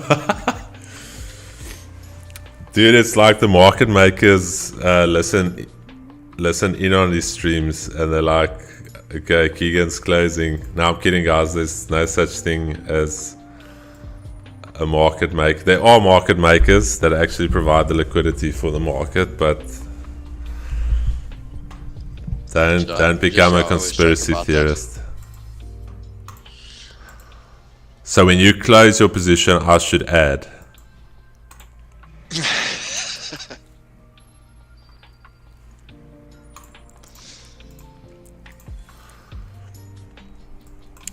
but it's like you said earlier, you got to stick to your rules. Like what's the name? I always say as well is you let the winners run and cut the losses short. 100%. Guys, as mentioned earlier, went off risk on this because I actually like what we're doing now, and I'm going to add another position if we get a 5-minute bullish closure like this. Structure break. That for me is ideal. Otherwise, off risk on this trade. I still want to see us hold Asia lows, trade back above 145.50. Again, as mentioned, we are quite extended on the daily time frame, but still bullish. This still meets my criteria for a long trade. Those flat earth boys are watching. I don't know how that has become a thing lately. Alex talking about the flat earth and saying the earth is flat, like that is, yeah, let me not even go there.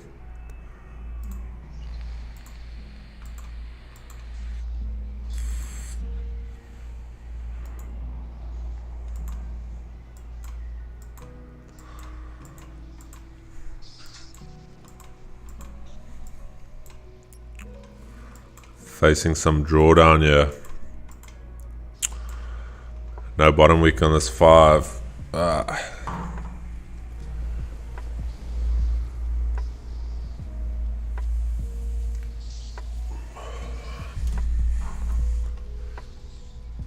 30 minutes to the 4-hour close, if I'm not mistaken. Let me just check.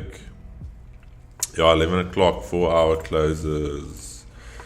How is this 4-hour forming? Not great. Let's see.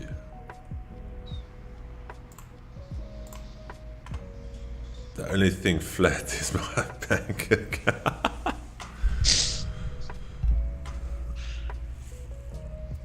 I laughed the one day I was there at gym, and you know the oaks when they're in the locker room, they chat and stuff, and the one oak comes in there and he greets the guys and it's like, "Hey guys, another day, another dollar." And the one oak's like, yeah. The only problem is the dollars are going out too fast and coming in too slow. And I'm like, yes. There we go, gold is moving. 105. I don't want to smack myself now. Yeah, as mentioned, check GU. Absolutely on a tear. DXY also below the daily pivot, breaking lower.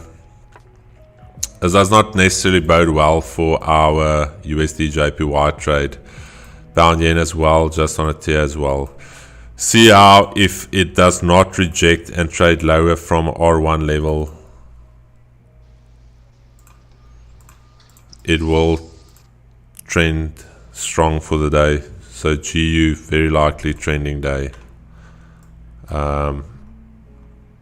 I wouldn't necessarily try and fade this. Also above the weekly pivot. So 127.90, very high probability we see that.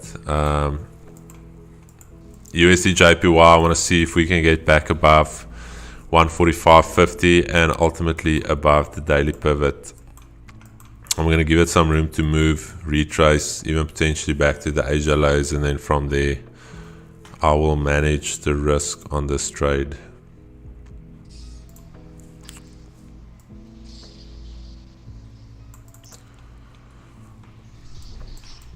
Just sitting through this pullback now. Geeks, we don't re-enter. We're going to look at re-entries at 195. I think I just want to get a bit of candle closure. I think also just because we're so close to that 4-hour closing, I'll probably just wait for that. Oh yeah.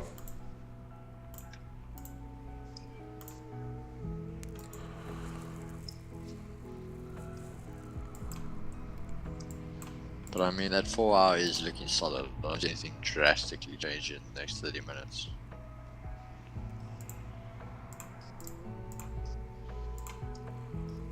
But yeah, let's just see where this thing, and even the 15 minutes, where this closes next. If this can close above that 1905, or if it's going to close under again. Because at this point in time now, we're literally just creating a awesome mini range of that 1905 and 1902. And we've got this euro data coming out at 11:28 minutes. Fuck, honestly, I hope I'm out by then. But let's see. If we get close to, let's say our trade is hovering anywhere here around the pivot before news, I'm going to close that out. It shouldn't necessarily directly affect the JPY pairs, but it does. JPY is also quite sensitive to what happens on the majors, so I don't want to get into a shit show.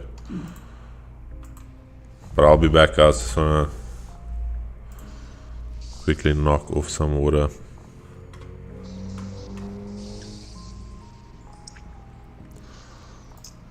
Can we just get a hashtag pray for USD JPY in the chat, please?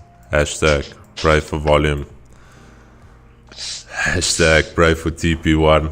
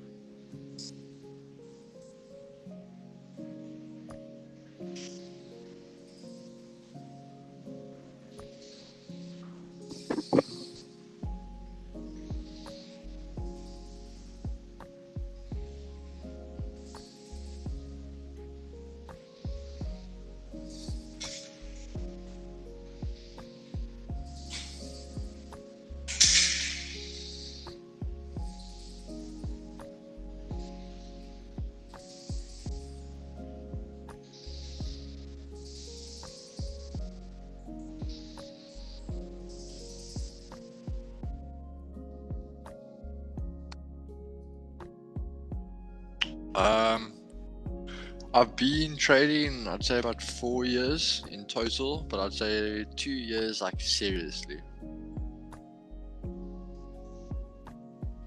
So from about last year, I mean, I was basically on the charts every single day.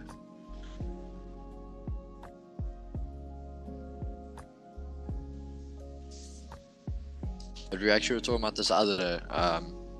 Funny enough, when I started trading, just like I think 90% of people, it was all US 30 and NASDAQ. And I used to love flipping accounts. But once I became funded, I actually have never touched a US 30 or NASDAQ chart again.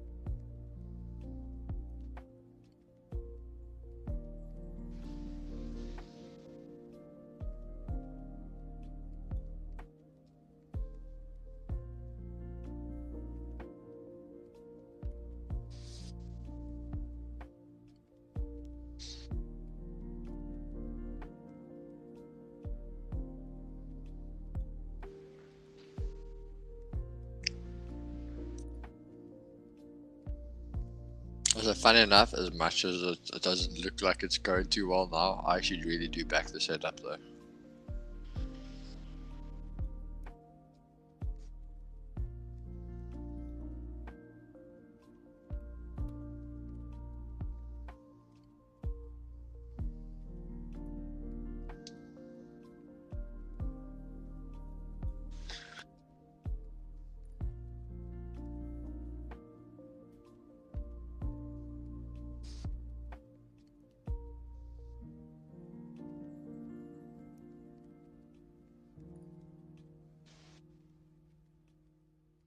We just did a little set and forget there.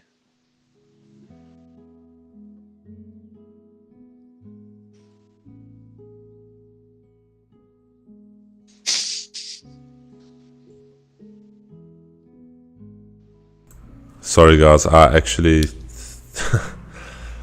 forgot to switch on my mic. Appreciate it.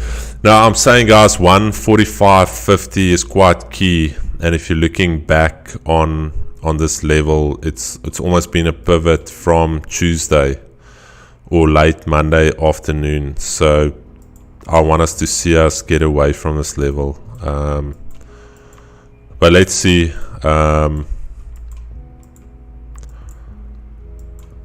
Cape Town traders said they blew too many accounts. They can't assist us with liquidity to pump this, so we're on our own.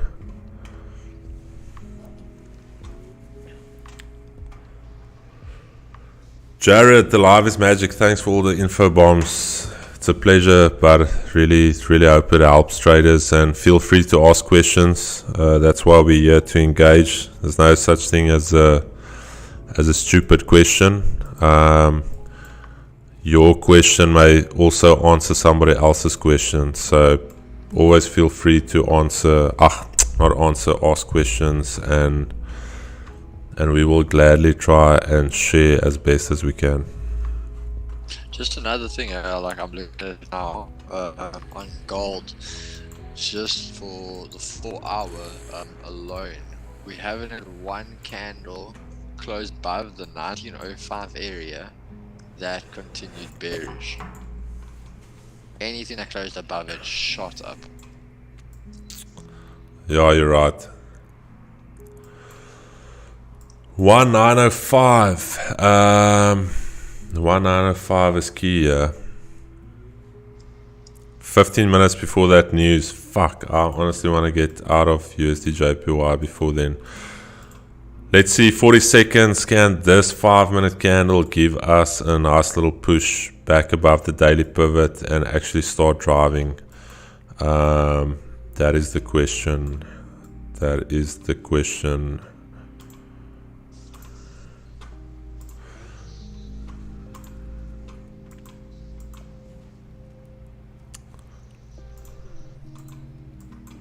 "13 seconds. Barely holding on to 145.50.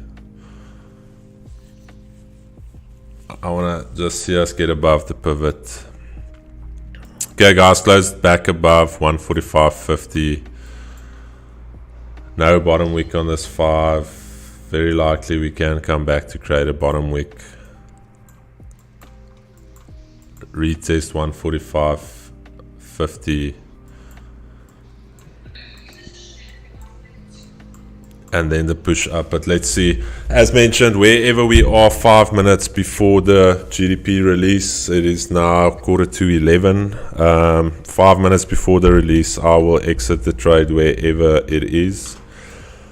Obviously, if we start doing something like this, I will take some profits off the table and move stops to break even. Otherwise, I will just close this trade.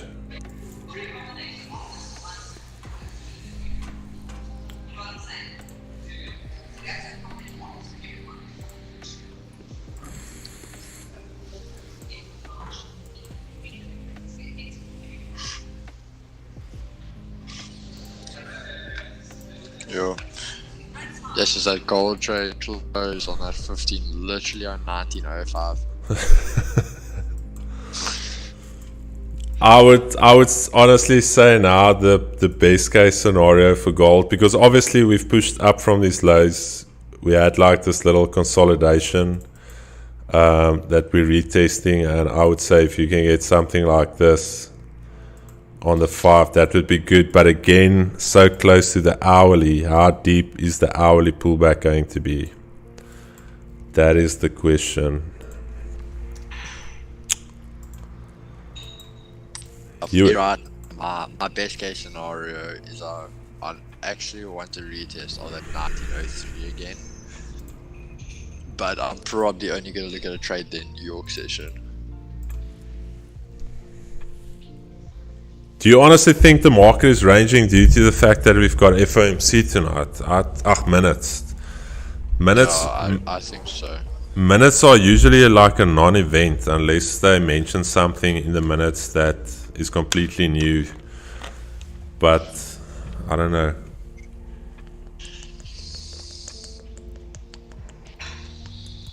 Let's see what news is saying.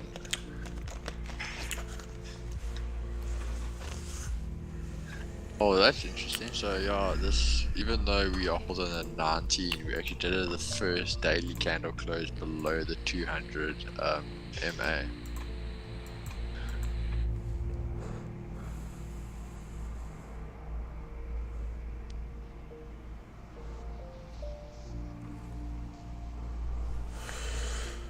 What's the time now? I don't like this. I honestly wanted us to drive already. I was expecting. But looking at news data, they actually are talking a lot about the FOMC tonight. So they're expecting basically flat, no increase in GDP, quarter on quarter, year on year. So okay guys, I'm going to give this trade literally 5 more minutes. If we do not get above this pivot level, I'm closing this. Actually on this 5 minutes, so give me at 1 minute 15 seconds. And if we cannot hold this pivot, I want at least something like this as a minimum, or I'm closing out this trade. It can drive whatever it wants to do, but again, we've got an hourly closing in 10 minutes. And how deep is that hourly pullback going to be? And even if we do something like this for the rest of the session and later this afternoon, we close back above this area, I will again look for longs, but I'm not going to sit through a red folder with risk on the table. So 30 seconds, if you don't close above the pivot, I'm chalking this for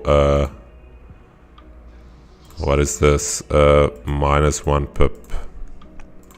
So this needs to close above the daily, above this pivot. And then I want to see a drive. Let's see if we can get a drive this last 10 minutes. Yeah, literally 10 minutes before the hour. I want to see this next 5 open up, create a bottom wick, and then drive.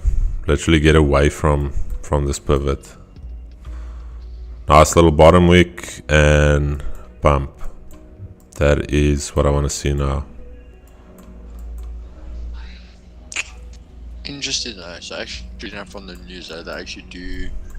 They don't expect much volatility, but a little bit of data coming in the US now, as everything is waiting for the FOMC. So they do think we will be range bound throughout the day, with the market repositioning itself just ahead of the minute release.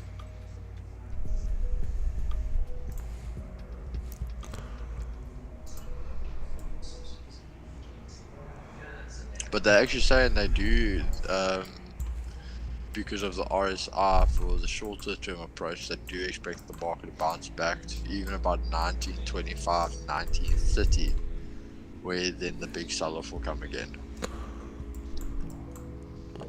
Alright guys, we've got literally 9 minutes till GDP. Let's see how this 5 closes. If we can take out that high, I do expect some liquidity. That is obviously the session high on USD JPY. So either two things can happen. Once we hit the session highs right here, we can really start motoring up. once you break through the session highs, we can get like a nice explosive move up.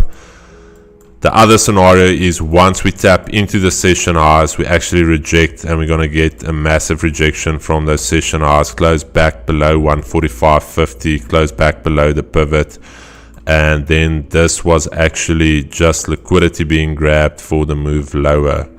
So session highs for me quite key now. I want to see us break that and clear it. If we can't clear the session highs, I'm just going to close out this position for a tiny profit. But give me 3 more minutes. Let's see.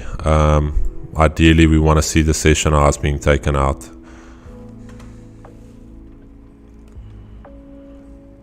If you are in this trade, just give me a little fist bump there in the chat, or a little flexed bicep, just to show me you guys are here.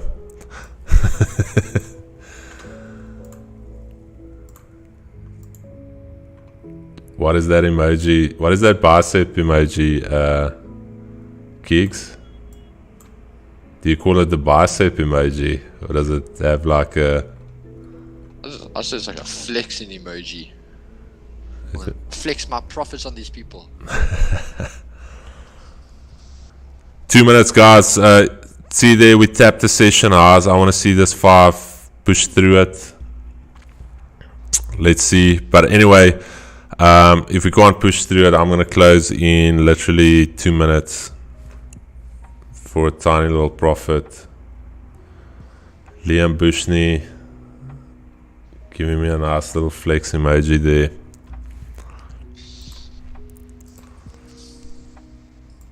Dude, but the price action has been pretty cuck on most pairs yesterday. Like we're in those GBP USD bars, but obviously closing out early. But for the most part, gold has been chalked. Gotta get out on the high though. Yeah, let's see what we get. Okay guys, closing this trade at break even.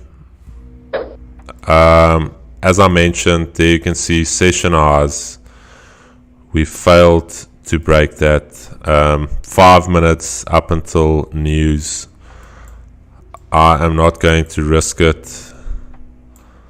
And again, the trades will come that will run and that will go smoothly. But for me, I need to obviously manage risk.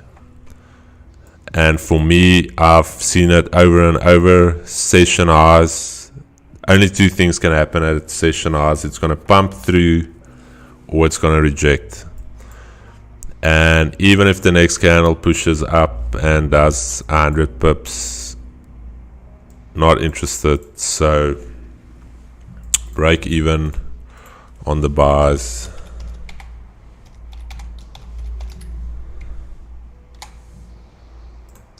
Feel free to hold it, but I'm getting out.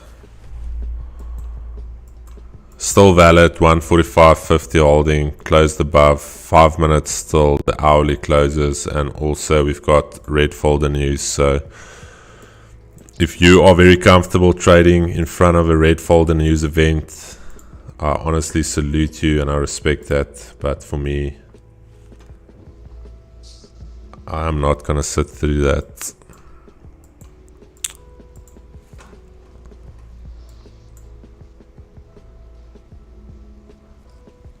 We're going to extend the streams a little bit longer. I would say 5-10 minutes past the news release. Just want to see what the market does. And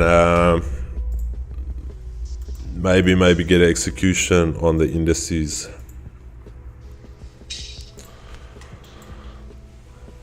Keeks, the only cuck is now, this 5 minutes is going to do what we wanted it to do. Closing, breaking like this minus structure. But you're closing on the hourly. Yeah, so I'm still not too phased about it. That's why I think I'm literally just going to leave it for now, and I'll come back New York session.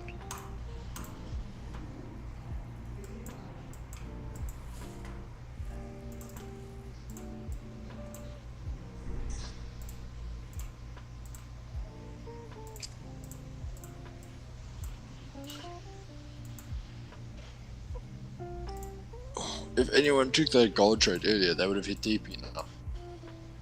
A 4, yeah. Yeah.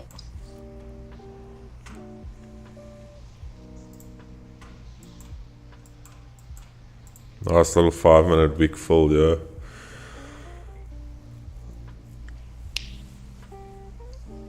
Let's see some volatility in T minus 3 minutes.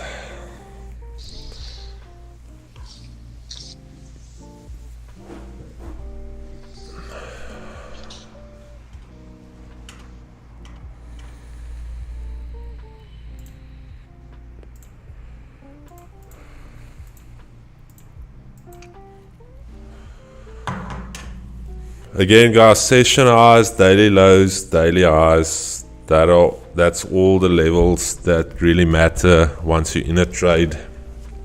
And then obviously your daily pivots and your Asia highs and lows. Other than that,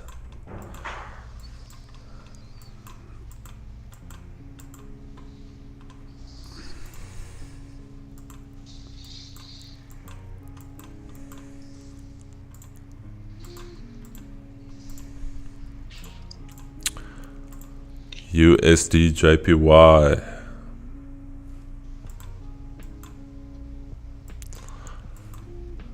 I think you'll start to see your spreads opening up right about in 1 minute's time. For the guys that have buy stops and sell stops, good luck. Like I mentioned, I do not trade into a news event. I've paid the price. I think Kiggs as well. We've all been there. We've got the t-shirt. What news event is it actually now? It's GDP, Eurozone GDP, and some unemployment figures. So if we get a surprise to the upside, I do think that's going to be negative dollar. I think if we miss to the downside, that's going to be positive for the dollar. So just monitor that. So I would say positive GDP figure is going to be good for gold, bad for the dollar, and the rest. But if there's a miss on it, Jeremy Liberty, how's it, my brother? Good to see you on the lives. Pound, yen, GBP. Alright guys, that is literally 25 seconds. We've got Eurozone GDP and some employment figures. Analysts expecting basically no increase, flat quarter on quarter and year on year. So going to be interesting to see how the data is going to play out, and we are live on the data. Let's see.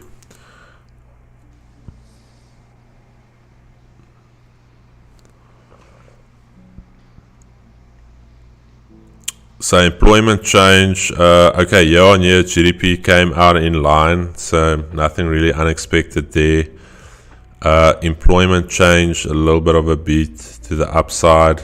Industrial production 0.5, that's quite a massive beat. And then also industrial production, WDA, I don't even know what this is.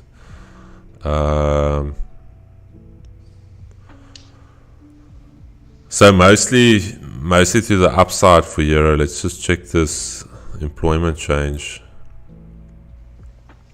So as mentioned, positive for the euro is going to be negative for dollar.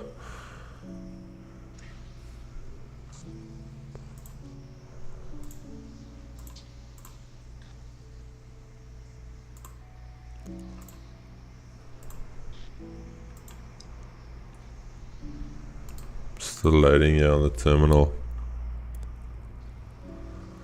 What news platforms are you using? Dude, I'll just literally use FX Street. I actually told Keegan years ago I was quite hectically into the fundamental side of things, and I actually had a new squawk subscription. So News Squawk is basically a bunch of analysts that continuously feed you information. So they also have like a live stream. It's almost like a radio, and they will just pump out like fundamental analysis to you, data, like any insights they are getting. But ultimately, price will reflect what's shown in the news or in the economic data. So the economic data will be digested. Market participants will basically position themselves accordingly, and then that will reflect in price. So I've just seen it too many times where the actual price will precede what news is going to show me. USD JPY pushing bullish from the daily pivot. I will not be looking for any re-entries. Unfortunate that we had to sit through the news event.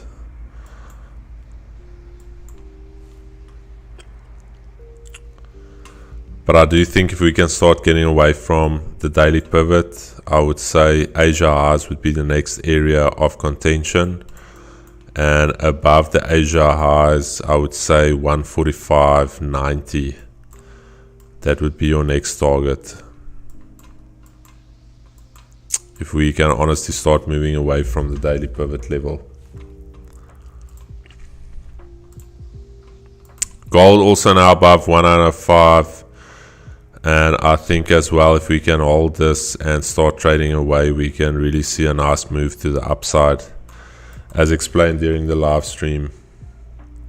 Went long on UJ, stops 141st target, session highs. Nice, Neil. Yeah, Neil, I think this obviously Neil trades the same strategy as me. Very valid trade for me, just personally going into a news event.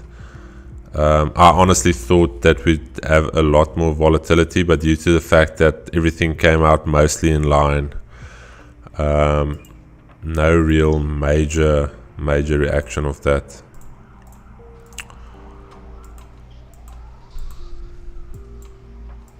Alright guys, thank you so much for joining in. Please make sure to leave a like and subscribe, and join us Monday to Friday 8:30 till 11 GMT +2. And yeah, something to look out for next week, starting the funded challenge, or a funding challenge. Let me not promote anything on here.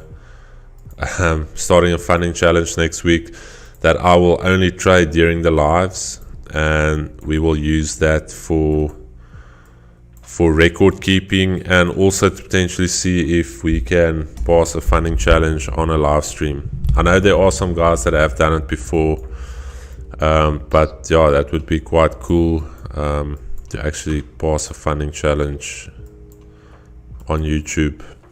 Some great content. Thanks so much guys, peace and love. See you guys tomorrow 8:30.